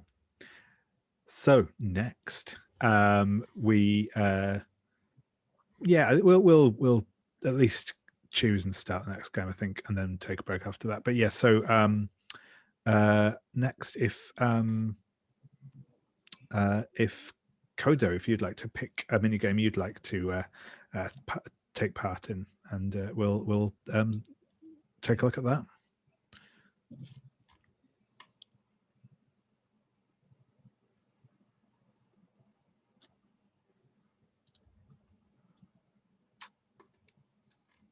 I'm reading through them quietly. Yeah, Sorry. no Just want to worries. make sure people knew I did no, hear. That's fair. Oh man, since we, this is the one time I definitely want to take a look at blowing off steam. I think this could be fun right after a training mission, especially right after a training mission where someone murdered a bunch of innocents. Oh my. Yeah. I almost want to rewind that and say Rose did it during hand-to-hand combat. Like, someone picked up a hostage, held a gun to his head, and Rose just killed him. Just shot straight through the hostage and hit him. I do kind of like that one better. It's a little more gritty. Yeah. It's a little grittier. So it's just like, but clearly we were at threat. There wasn't it was a dire make or break moment, but it was a decision that very few people could have made. Yeah, cool. So for blowing off steam, so with this one, you get to essentially, Kodo, you get to choose like a primary partner, basically someone that you want to be in this scene with. Other people can join if it makes sense for their characters to be there. But yeah, and obviously as well, you'll be picking a place where this blowing off steam is gone. This obviously can be on the ship. We can have some downtime, on the planet, whatever works. But yeah. I initially had thought, of course, I'd set up the little lounge type area, but then you mentioned planet, and that sounds pretty darn interesting. So I think we're at a space station on the way, like stop to refuel, and end up at hopefully everyone knows Omega, but from Mass Effect there is a club that is pretty remarkable. Yeah, it has this, like, okay, everybody's shaking their heads, hopefully everybody knows, but yeah, it's got that single kind of light shaft in the middle, and everything's around in circles, and all these, there's like this walkway or catwalk around it with paid dancers who are employees, and there are these like little alcoves and hideaways and dance floors and bars, and it's kind of amazing. And now I'm like, when I picked it, I didn't even have a person in mind. I was just like, this looks like a cool minigame. Does anyone want to be blowing off steam with Kodo? Yes. Cool. I think I'm there too. I don't know if I'll be part of the game, but I think I'll be there at least in the background. Oh, Captain, my captain. What about you? Are you into? Yeah, I think I'll draw something. I may be around. I may jump in if an opportunity presents itself. But yeah, I probably won't be hugely participating. Okay. Cool. So the way this works is we take turns. The character who's most uncomfortable in the setting takes the first turn. On your turn, you choose one or more people and ask and choose one action. So the actions that you can choose from are to ask an awkward question, to reveal something personal, or to engage him in improvised conversation, so just to have some general back and forth. There are a list of suggested awkward questions or personal. Can we take a break to read Blades in the Dark so that we can get better at improv? Sorry, joke about a Polygon article. Oh yes, yeah. I was being petty and stupid there. Sorry. No, that is more than fair. I saw the headline and I was just like, maybe it's an interesting article, but yeah. I think the article's good. That the headline's silly. I had to poke fun. I'm a dork. That is more than fair. Pedant. So as I say, there are some suggested awkward questions and reveal something personal prompts, but again, feel free to do that. Oh, sorry, there's also a couple of other options, which is to leave the conversation and get caught up in something happening in the setting and essentially exit the scene. There is? Where's that? Yeah. So that it's like the top of the second column is like a continuation. Yeah. So I'd like hit the bottom and stopped, but yeah. Cool. So who do we think is most uncomfortable in this setting? Who we think is most uncomfortable in this setting?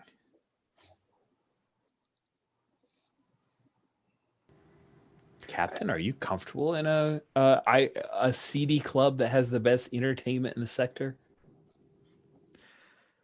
Ooh, that's a good question. Yeah, I don't think you're very comfortable with it. I think it's a toss-up between Rose and the Captain. Yeah. So Rose is certainly the one where the setting is the most uncomfortable with Rose. Yeah. Fair. but that's not necessarily the opposite.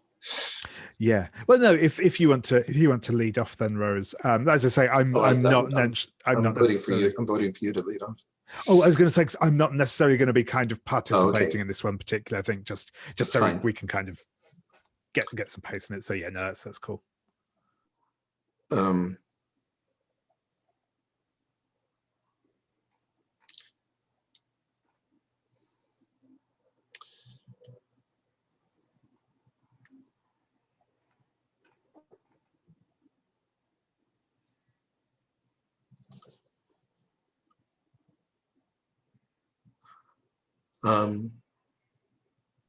I think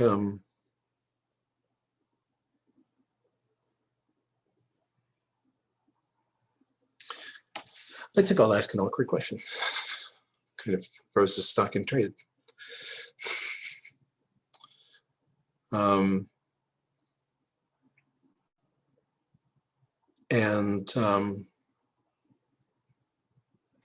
She's going to ask Kodo a question.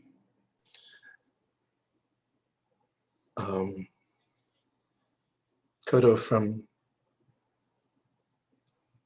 and I recognize this was a long time before, but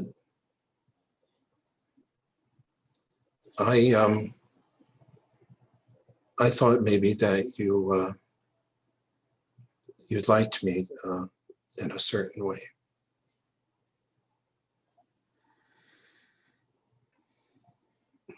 I mean, the captain's the captain, and Paul just thinks of me as cool technology, I think, half of the time. Am I completely wrong about this? I'm not the best at figuring out what people think sometimes, or maybe ever.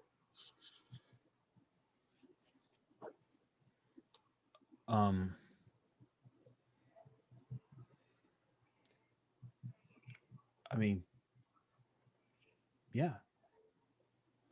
I'll yes. Back then, I was interested. Not anymore.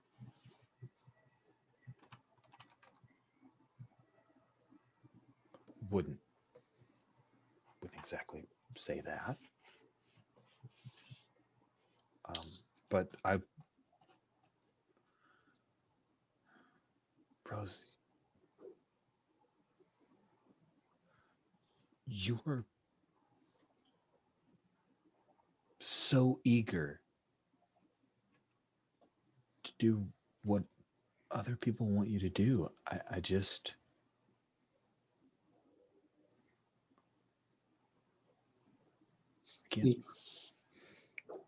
Can't I make that choice? No.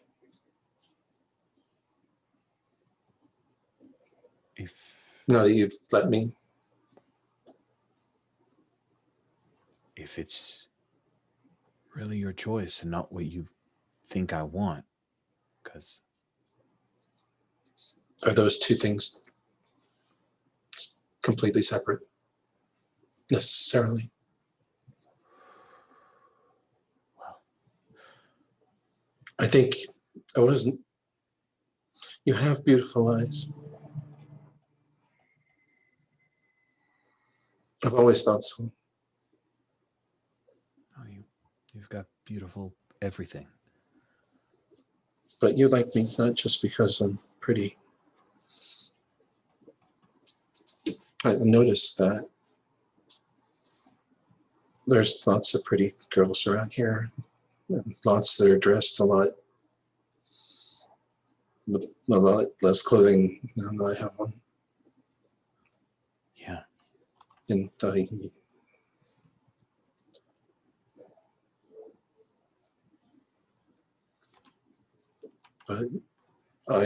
seems to me you've been looking at me, and maybe I'm completely misinterpreting it. No.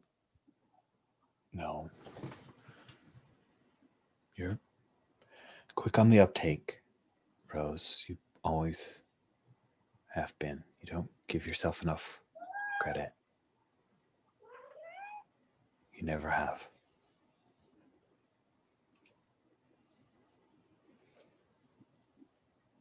Well,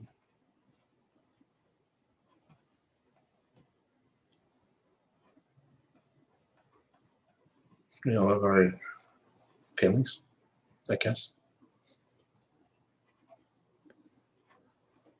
Just because I was made doesn't mean my maker was perfect. Or that I'm perfect. I mean, we're all constructed beings in one way or another. Yeah.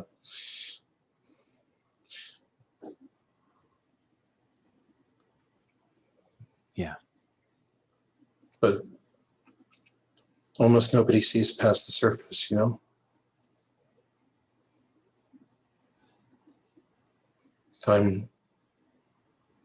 Either they see I'm beautiful or they see I'm a thing. I know. You're different. I like that. A lot.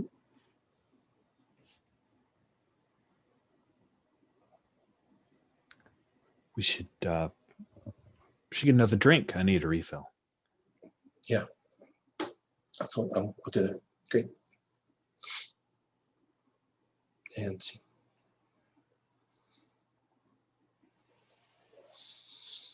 Wow. That was a pretty great awkward question. Thank you. I'm not entirely sure I have a follow-up. Like, I think... Yeah. Did anybody have anything off of the game they wanted to interact with or bring in? I definitely wanted to reveal something personal. Ooh, fun. Yeah, go for it. Going back. Okay, excellent. So I feel very comfortable in this place. I have found somebody in the back who is dealing whatever the current equivalent of marijuana is, and so Give it a name. what's that? Give it a name. Give it a name. Or a street name. Stimweed. Nice. So I've been smoking the stim for a little bit. I've been knocking back a few drinks. I'm feeling very comfortable and very relaxed. And so probably after the scene with Rose and Kodo, I like sit down next to Kodo and just, oh, hey, whiz kid, how you doing? Surprisingly good. Yeah, good. God damn, it's good to see you loosen up finally. Gonna glance at you for a second, like I'm noticing something for the first time. How are you doing, Smiles? Oh, I mean, this is, I mean, it's not the best steam weed I've ever had, but it's not bad. Oh, I think somebody slipped some synthahol in one of those drinks. The weed and the synthahol do not mix. Do not do that. Trust me. Hang on.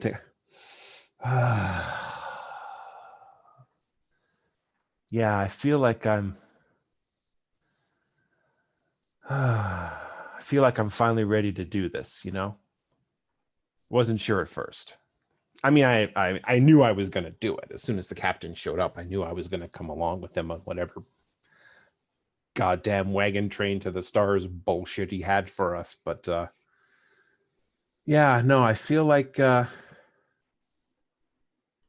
finally ready to follow this wherever it goes, you know? Wherever it goes? Yeah. However it goes.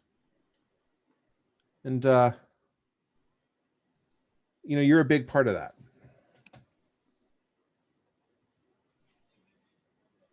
What do you mean?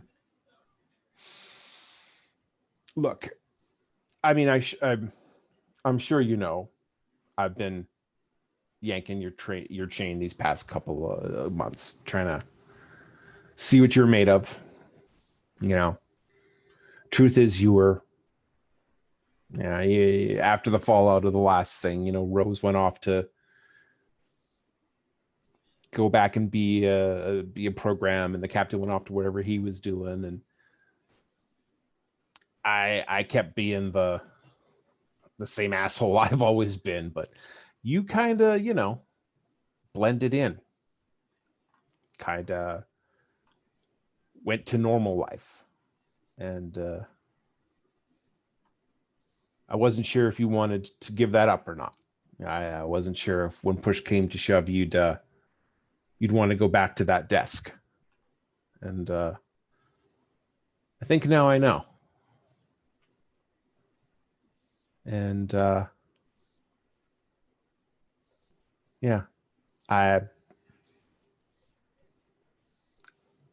think wherever the captain takes us, between you and me and that, you know, Rose and the rest of those idiots and that crap piece of plastic we've got out there that we call a ship, I think we're going to come through it.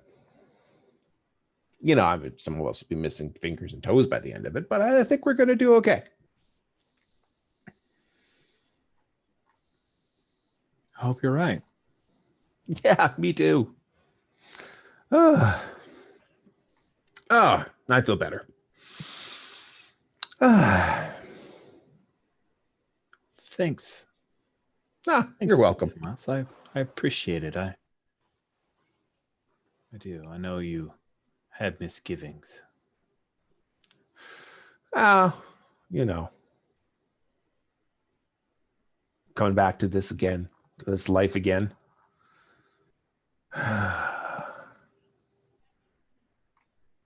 I mean, maybe it was better than the alternative, cleaning shit off other people's toys, but I don't know. Get up in the morning with a planet underneath you. Start getting used to it, you know? Same gravity every day. You're not wrong. Yeah.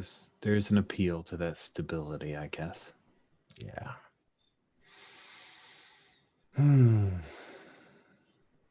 Hey, do me a favor, all right? Yeah. If I kick it out there, shoot me off into space, okay? Don't bury me on a fucking planet. I don't know.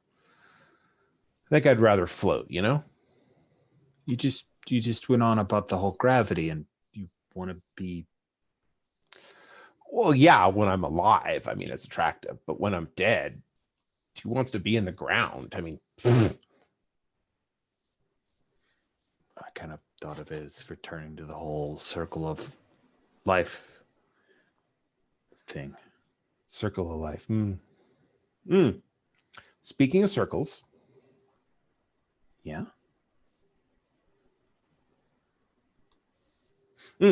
have you seen this dancer? This guy's amazing. You got to come see. Hey, Tony! I think Kodo looks super embarrassed by this.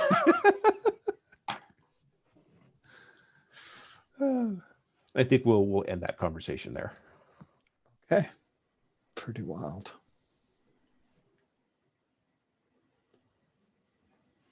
Captain, did you have any bits you wanted to? No, I think I'm good. I think I'm good there. Yeah, did anyone else have any other bits they wanted to do in this, or do we want to move on to ending the conversation?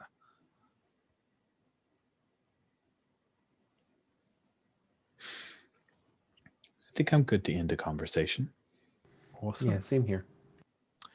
Awesome. So, all the players of this game draw a card, the same as the last one we did. Once again, 2 to 4 is 1 token, 5 to 8 is 2, 9 to 10 is 3. You get to split those between other people as you choose, or keep them yourself. And if it's an ace or a face card, then something else will happen. But we'll see how that comes up. Nice. I got 1 token. I will actually give that to Kodo. What? Crazy. I flipped a 10. I get 3 Nice. tokens.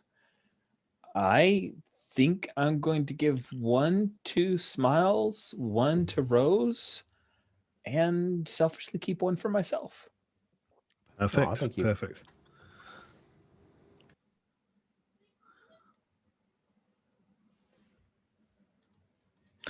Awesome. Cool. So we'll take a quick break there. So again, about if we come back just before 10 to, or about 10 to, so it'll give us about 5 minutes, and then we'll pick up there and see where we're going next. So yeah, see you all back in a few.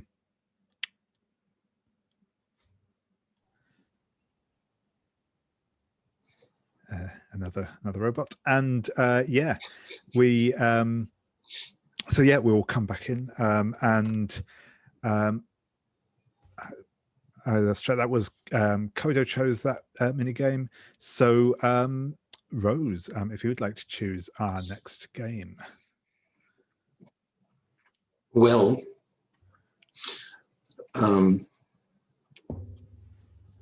I had one in mind, but the ground has shifted. So the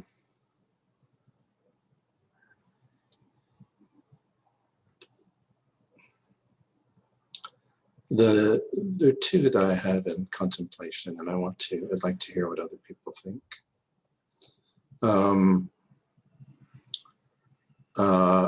One of them is Who Do You Think You Are, which could be with anyone, really.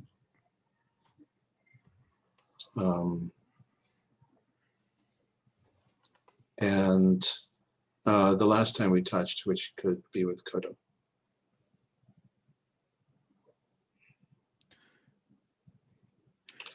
But that one's so personal and such that, obviously, it'd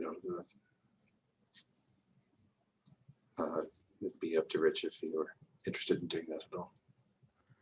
Yeah, I'm open to it, but if somebody is interested in the Who Do You Think You Are, then feel free to take that.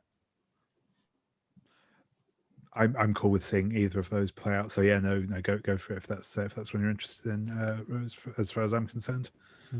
Okay.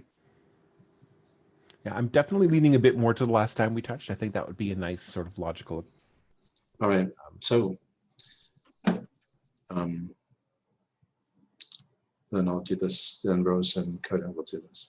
Yeah. Awesome. So, So ask Kodo how he found a moment of possible intimacy. Wow. Kodo's heard this whole suicide mission thing, and after going to our Not Omega bar and the conversation that we had, I think he would wait until we're back in flight and maybe catch up with Rose. Maybe come to her quarters? Ooh, that's awfully forward. Maybe she opens the door and he's been pacing back and forth in front of her quarters for a bit.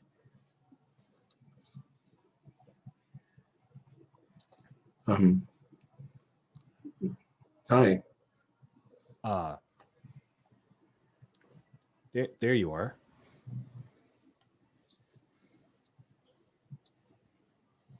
Yes. I wanted to check in about those changes to your software protocols, all that dreck that Farkas stuck on you. You're not having any feedback issues, no problems, right? Maybe you'd better come in and have a look. Okay. I should do that. So, let's see. Before we even get to the game, what is it? How has Rose made her quarters homey, or what has she brought a memento from the past that I might recognize? There is a stat of the four of us when we were younger.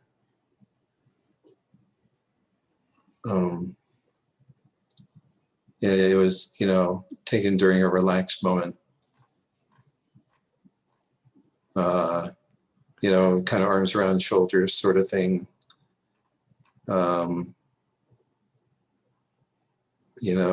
in the ribs.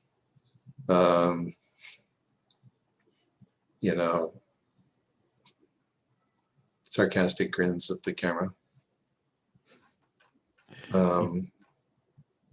You kept this? You have a photographic memory or whatever. Oh. I don't actually. You don't? No. It's biophotographic memory doesn't work very well. I have superb recall, and I can reconstruct a scene really well. But I can't take a snapshot. I'd have to have mechanical prosthetics for that. And Dr. Prentice was a purist. I don't have any non-bio components. Even the things that look like machinery aren't. Oh. Interesting.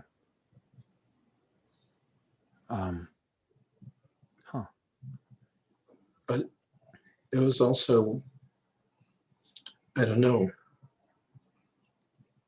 it was better to have it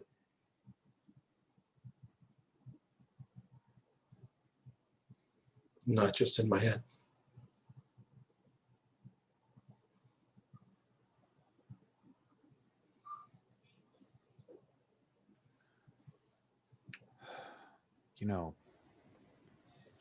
I really miss that jacket.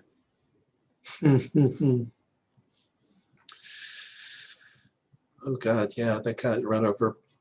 They got run over by one of those spiked wheel jobs. Yeah, and I could get a new one fabbed, but it's just not the same. Leather doesn't replicate. That's because it changes once you've worn it. Just like people change, I guess.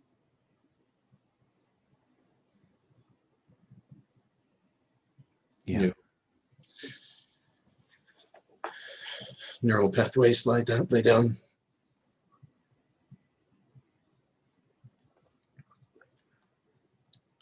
I want to touch that picture and admit to a secret that I know of it.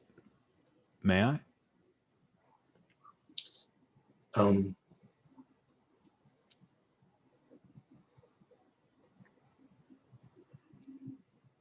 You may, and I remain silent.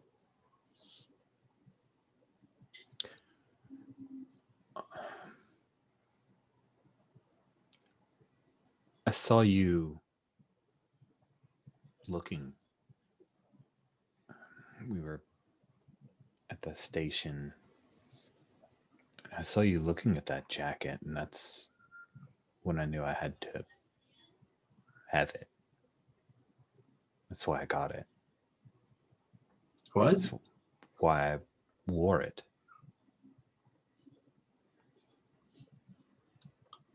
You you bought that because I liked it? I mean, it wasn't size for you. I know that. So I figured rather than just leave it there where you couldn't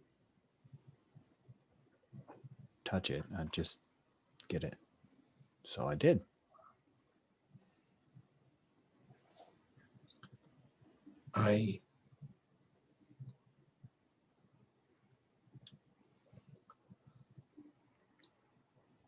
You're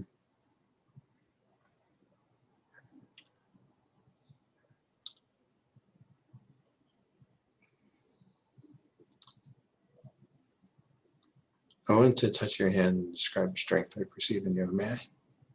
Yes. You are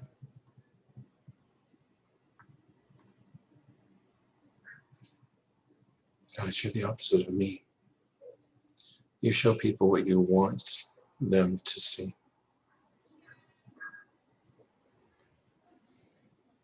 And you keep your heart hidden. I can't help what I show. And I wish I could do what you do.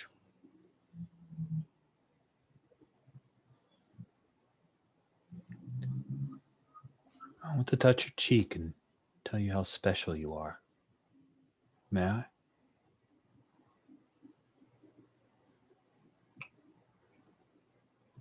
You may, but I catch your hand and bring it to my cheek. And Kodo, he places his palm across your cheek, but then traces his fingers along that line, like in the photo of Rose, that line where we know, if need be, it could be pulled apart. And he just traces that seam. I don't think you should hide anything.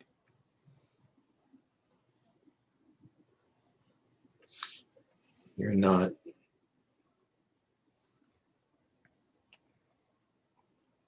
What? Most people will see that and it makes them really uncomfortable.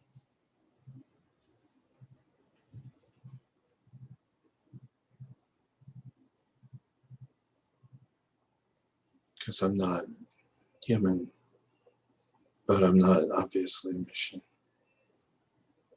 And they don't know what to do with that.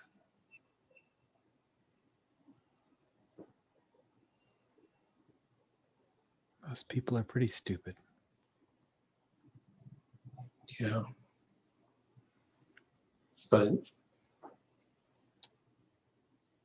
still have to live with that. I'm sorry. I'm sorry you do. It's not fair.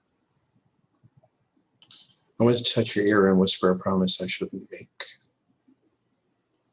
May I? Yes.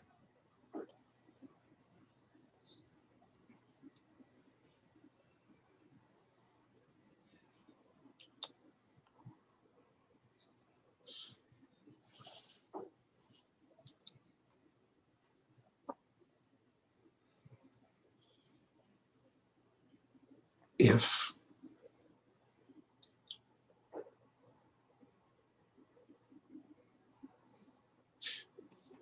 this is not going to be a suicide mission for you, if there is anything that I can do to prevent it.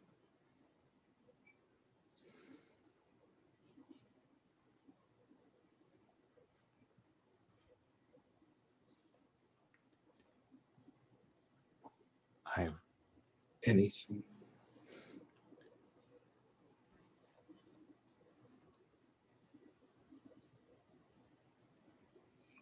I want to touch your fingertips and say why I don't want to lose you.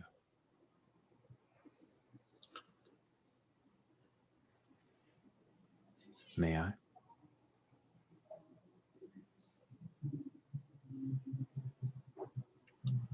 Yes. I reach down and I take your wrist and I bring your fingertips up to my own cheek.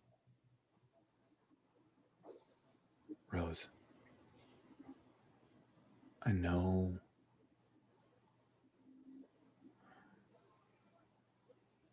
that in a moment, a snap decision, you'll do what you think is right, but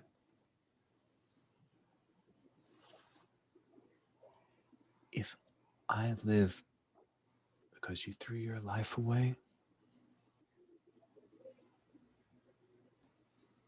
I'll be broken all over again. I need you not to do that. I would rather we both don't make it back than if I come back alone.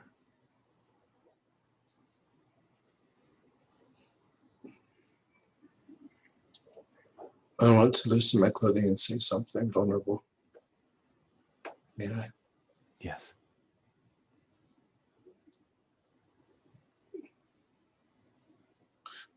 I don't want to come back.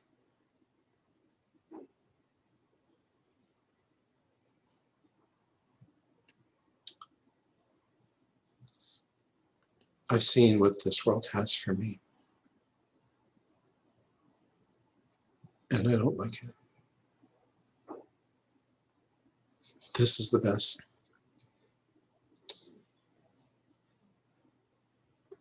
I'm not just here because of the captain, but because this was the best thing I ever did. This was the only thing I ever did that made me feel like a person. And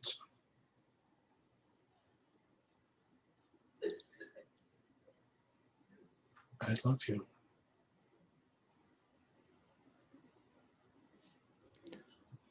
And I know that's ridiculous.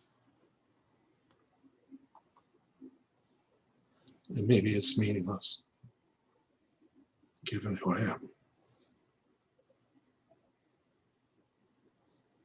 But you can be somebody else. I can't.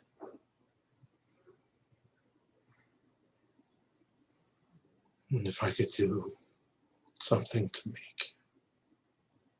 give you another chance, well then, that would be a really good way to end it.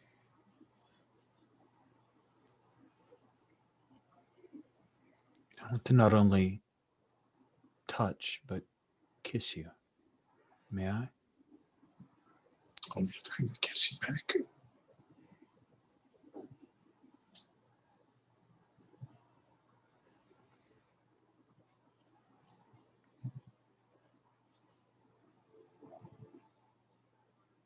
Should we draw a curtain upon what follows?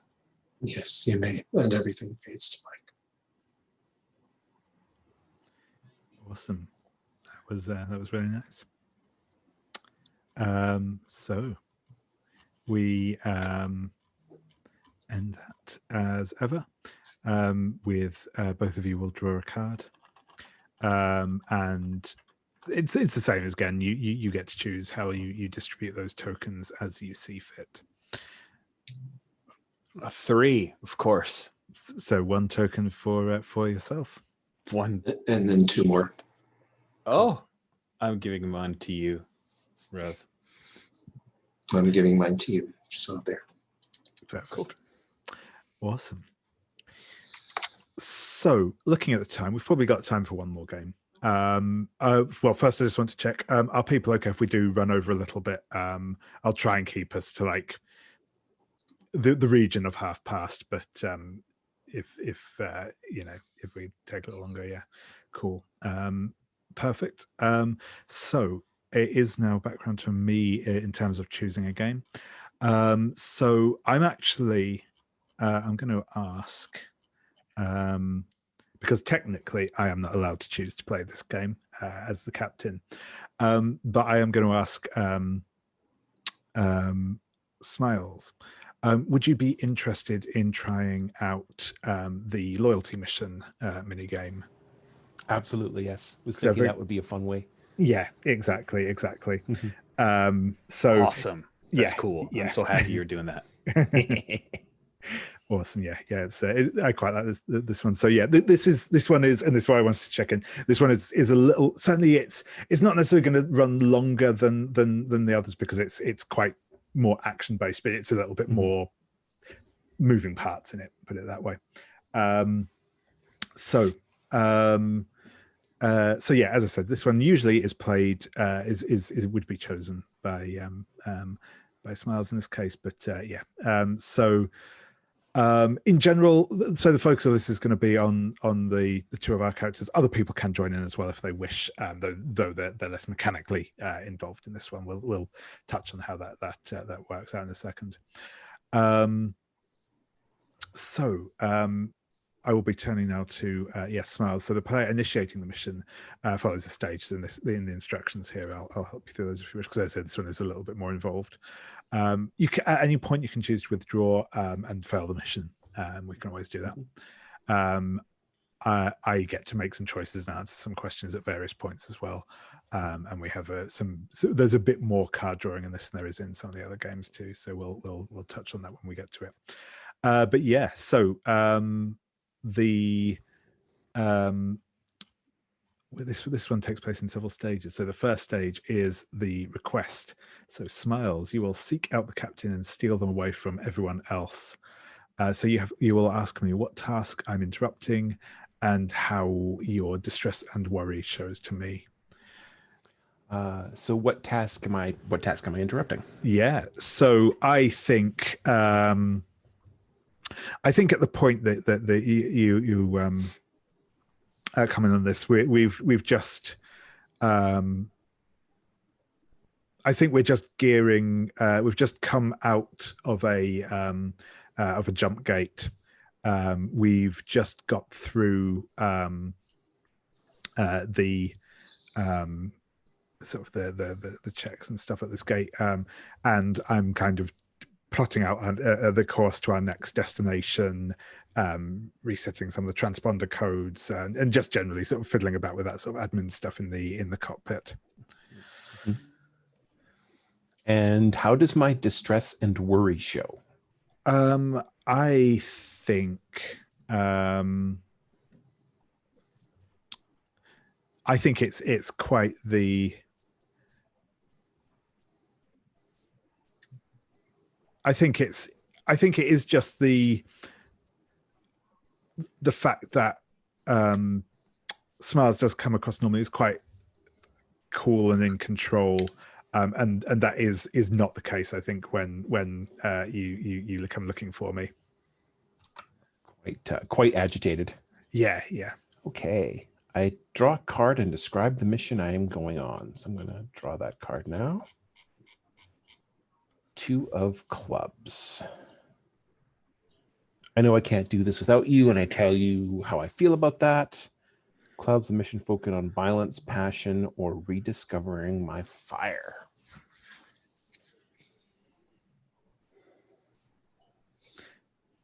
Okay. So at this point in the jump we're traveling through non-hegemon or like barely controlled hegemony space. Like this is very much getting into the frontier now. And if you're willing to happen, I'll tell you what's at stake if we should fail. So this mission is about, there's a warlord in the area who is secretly allying with warlord Cryos, and if they're allowed to run unchecked, then they're going to they don't have the wormhole technology yet, but the wormhole technology is part of the alliance. So if we allow them to be part of this alliance with Cryos, it's going to make our mission a lot harder. Cool.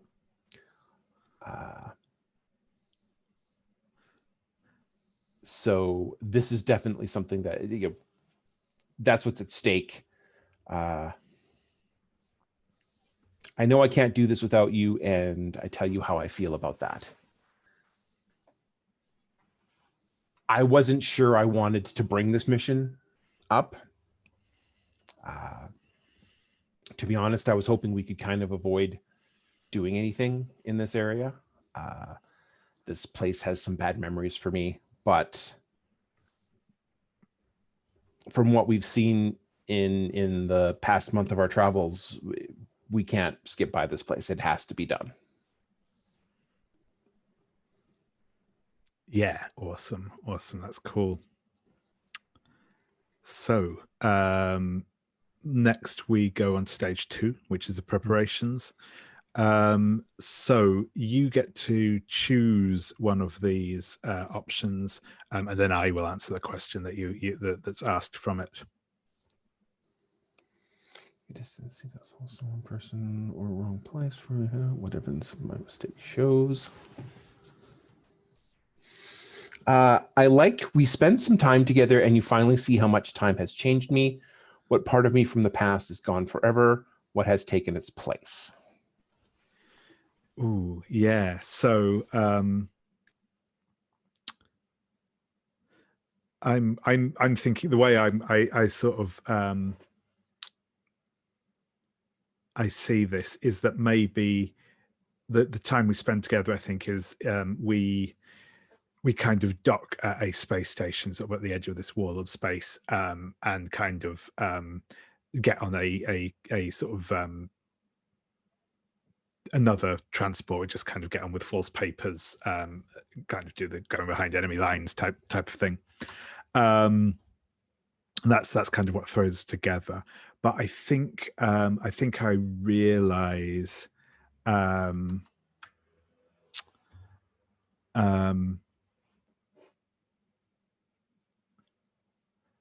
just thinking. I think that what I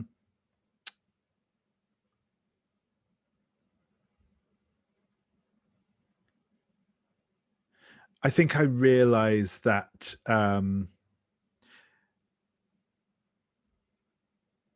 that maybe there was I think I remember Smiles as being like an optimist sort of thing, being quite an optimistic person in general, and I think that maybe I feel that has gone, but it's not that it's not that I feel like Smiles has become pessimistic or cynical, but there's much more that they come across as being much more driven than about making, things aren't going to turn out for the best, but they are determined to try and make them turn out for the best rather than just kind of that reliance on it. Does that sound cool? I like that. I like that a lot. Yes. Yeah.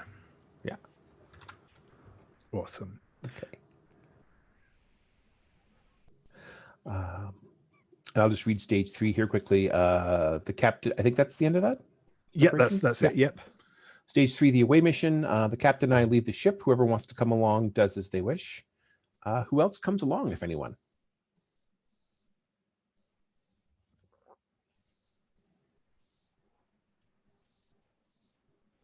You're going into trouble, I'll come. I think maybe Kodo's working on some calibrations. I'd like to play audience on this one. Okay. Sure. Excellent. What weapons or equipment do we bring, if any?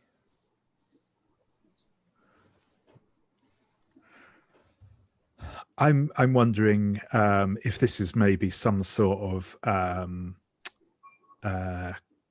kind of sabotage type mission. So we're maybe like fairly lightly armed, kind of sidearms and some like explosives and that sort of thing. Yeah, saying lightly armed and then explosives is a, but I mean, sort of. Yeah, there's also Smiles in particular brings a lot of very innocuous looking containers that are mysterious and will be revealed later. Awesome. Rose has a very slender concealable vibroblade. Nice. And what do we see as our shuttle flies close to our destination? Yeah, so I think maybe this planet has is kind of a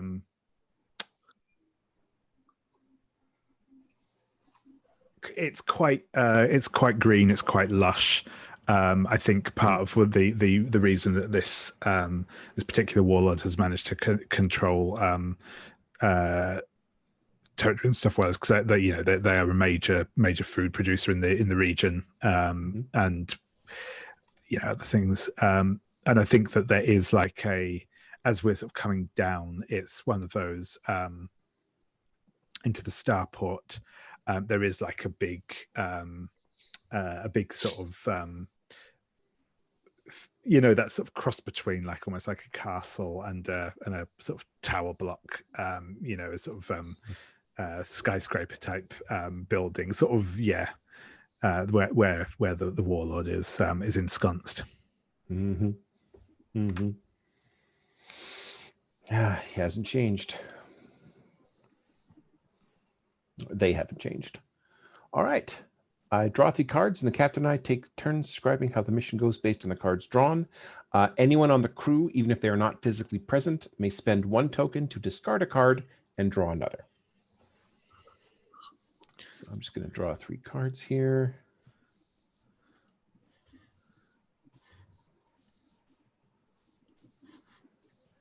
Okay, so in order, we have spades.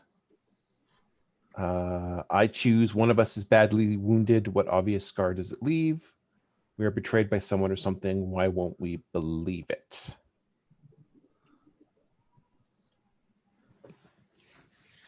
Okay. Yeah. So yeah, we have two spades out and a heart. So for just so people are aware, if they do want to discard any of those cards,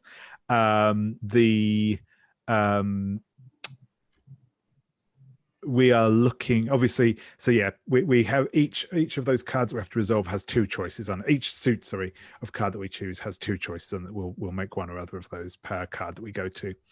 And basically of the cards we want as high a single card as we can get at the end. The higher the card, the more successful we will be on the mission. But yeah, does at this stage anyone want to spend a token to redraw any of those cards? I'd like to spend a token to redraw the 8. Sure thing. So I will discard that and redraw 3 of diamonds. Cool. If no one else wishes to make any changes, then yeah, we can start narrating. So, okay. It doesn't say which, so I'll take the first one unless you wish to. Sure, go ahead. Yeah, cool. So I'm going to go with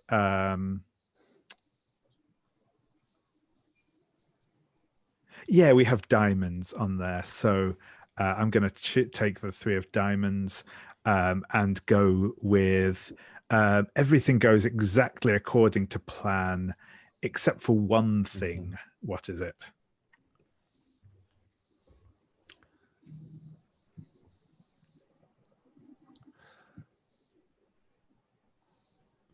So what? Everything goes exactly according to plan except for one thing. The one thing is that the warlord is having yet another one of their many celebrations celebrating their greatness and wonderfulness. So while we expected the skyscraper castle to be sort of just peopled with the warlord and their council, it's actually the warlord, their council, a lot of visiting dignitaries, and even some of the common people who live on the world itself.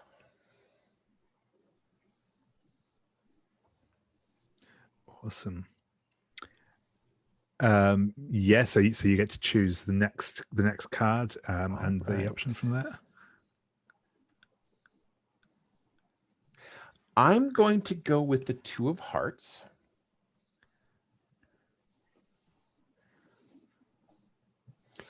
I finally confess my truest feeling to you. Do you accept or deny them?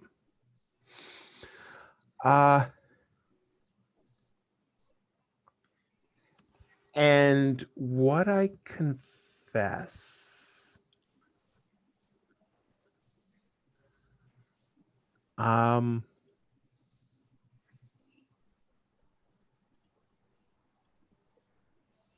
yeah, I think what I confess is that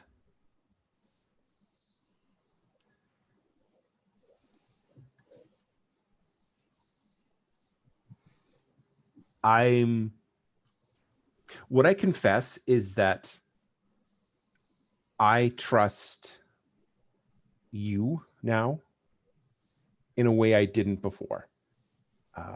And I trust you to ultimately decide what we do with this technology. Whatever decision you make, whether it's to give it to the hegemony, whether it's to destroy it, whether it's to leave it with the warlord, I trust you to be able to make that decision. Because I don't trust myself to.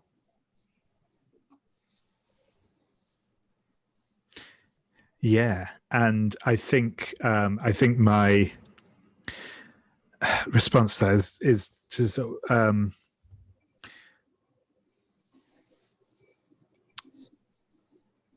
I suppose it's technically going to be to deny that, because I think Stan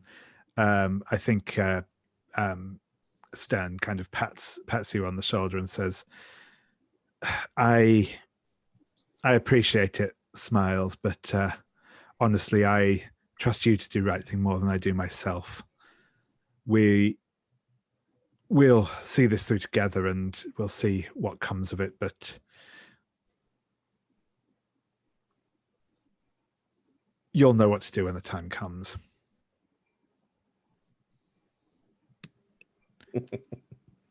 I just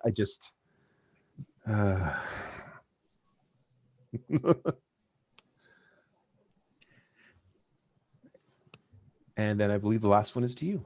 Indeed. So yeah.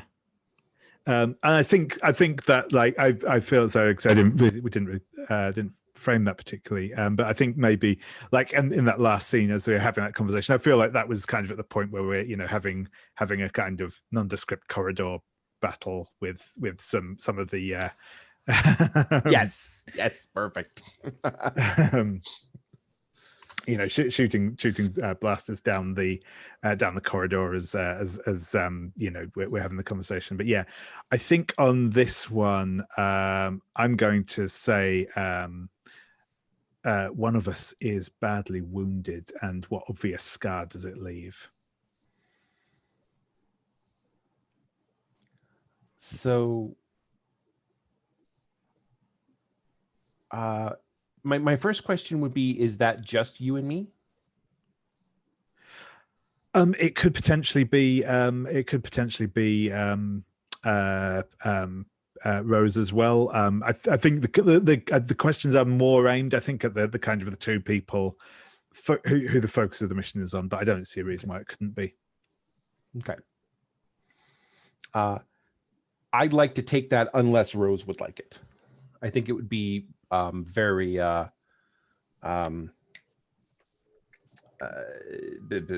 can't think of the word, but it would fit both of our characters very well.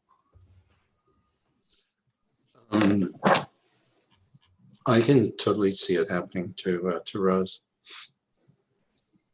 Okay. Yeah. What obvious scar does it leave? Rose's left arm is blown off at the elbow. Ah. There's not much on Rose that would scar, except for gross physical damage. Yeah.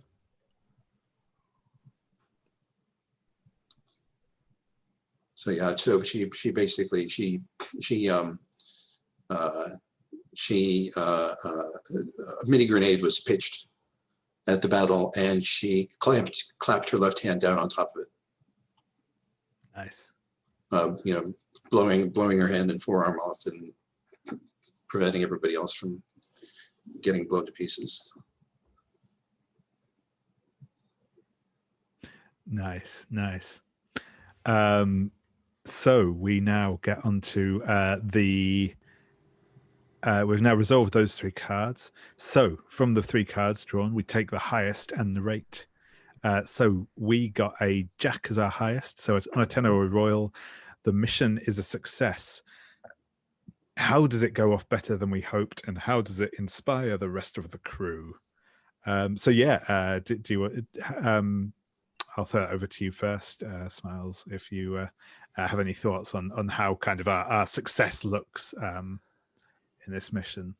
The purpose, I think, of our mission was to give this warlord a black eye and really hurt their reputation, and make them seem like they weren't invincible, that they were vulnerable in a way that they sort of painted themselves as invulnerable. And I think it succeeded even better than we'd hoped, because not only did we attack them right in their stronghold, but we also made sure to get civilians out of the way as well. So we not only paint them as vulnerable, but we paint ourselves as ethical. Awesome. Yeah, I like it. And I think maybe it was one of those kind of symbolic things where, this celebration was unveiling this like big, statue of the warlord, in the sort of grounds of the palace, and we just kind of like detonate this statue. At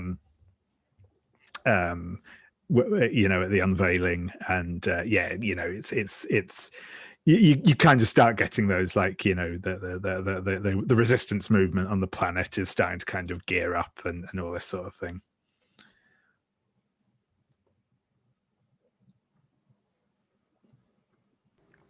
And then I kind of wanted to throw this to Rose, if that's okay. How does it inspire the rest of the crew? I think that it's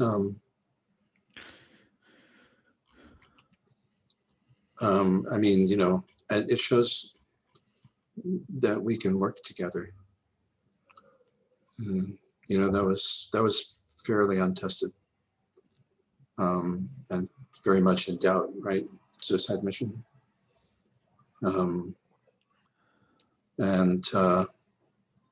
So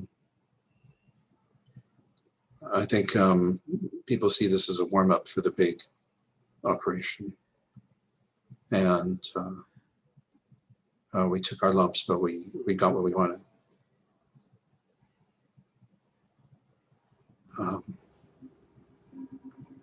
And so maybe people feel just a tiny little bit like this isn't a quixotic endeavor. Nice. Awesome. That's cool. So our last step in this in our mission is the debriefing. So again, Smiles, you will choose one of these options, and then I will answer the question that you ask.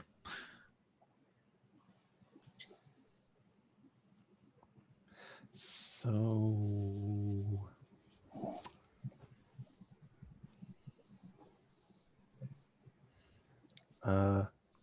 I say what was left unsaid for too long. There's no turning away from the past. What promises do we make to each other? Are they sincere or foolish?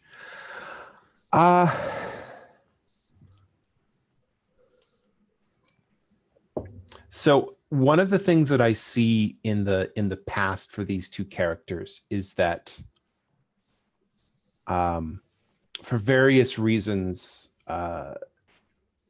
Smiles was somebody that Captain Stern shouldn't have trusted.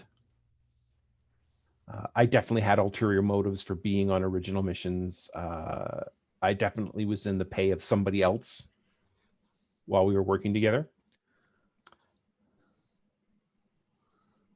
And what I say is thank you. Thank you for trusting me. I never thanked you for trusting me. I never thanked you for giving me an opportunity to believe in something other than my own needs and my own selfishness.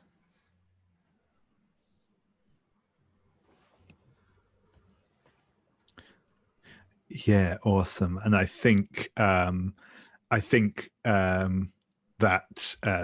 Stern will promise to try and live up to your expectations of him. And I think, it is sincerely meant, I think, though it is probably also more than he can really promise. Right. Yeah, exactly. And I think in response to that, I promise to try and keep my expectations realistic. And that's a very foolish promise at this point. Excellent. Perfect. Awesome. So we won't go into the token thing at this point because there's not really any need to. But what I would like to do is just go around and get I suppose maybe this time maybe slightly less of an epilogue and more like the little next time on clip that we would see at the end of this episode of something awesome that your character would be getting up to in our grand finale. So yeah, I'm going to tell you what, I'll go in reverse character keeper order this time. So I'll start off with you, Rose. Not just because I'm trying to think of something. I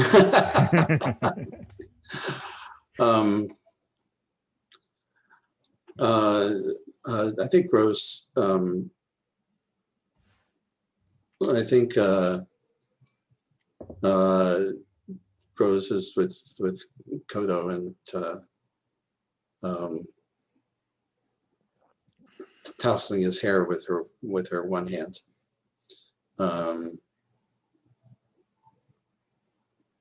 And maybe he's fussing over expressing. I don't know what his reaction is to her injury. Yeah. Sorry, dog is barking. But reaction is, of course, he's worried about the injury and enjoying the tousling at the same time. So there's like a mix of reactions there.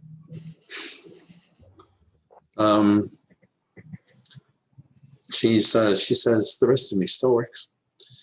And this will regenerate, although she says probably not before the end of the mission. but I'm afraid I'm not going to be very good blocking with my offhand and for a while. Awesome, thank you. And yeah, Kodo, what do we see of you next time? I think we see this firefight that's pretty harried, and Kodo's ducked down behind something. They're not on the ship, but the ship is in the close background.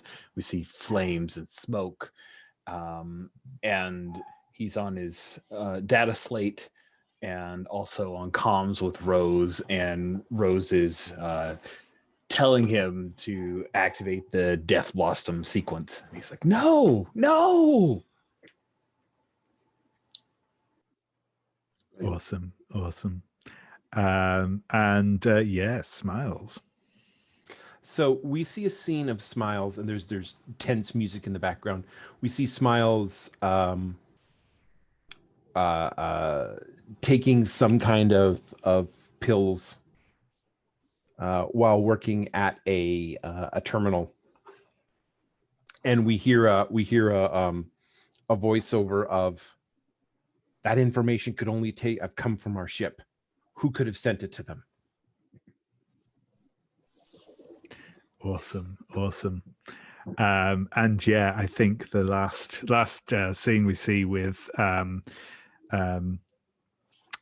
Stern is he's at a comms desk.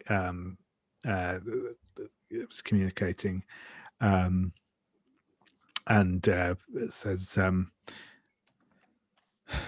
surrender the weapon now, Cryos, and we can end this before it needs to get any more out of hand. And then we kind of cut to the shot of Cryos in sort of their throne room saying, not so fast. You are not my teacher anymore, Stern. And that is where we will leave it. So thank you very much, everyone. Yeah, unfortunately, we didn't get a chance to get the proper run out of this due to I had to drop one of the sessions because I was had been vaccinated, which was good, but not feeling perfectly great good after, reason. So it's A-okay. Indeed. But yeah, I think it was still. I feel like a good fun run. So thank you very much, everyone. Thank for you. that. I will stop our recording now.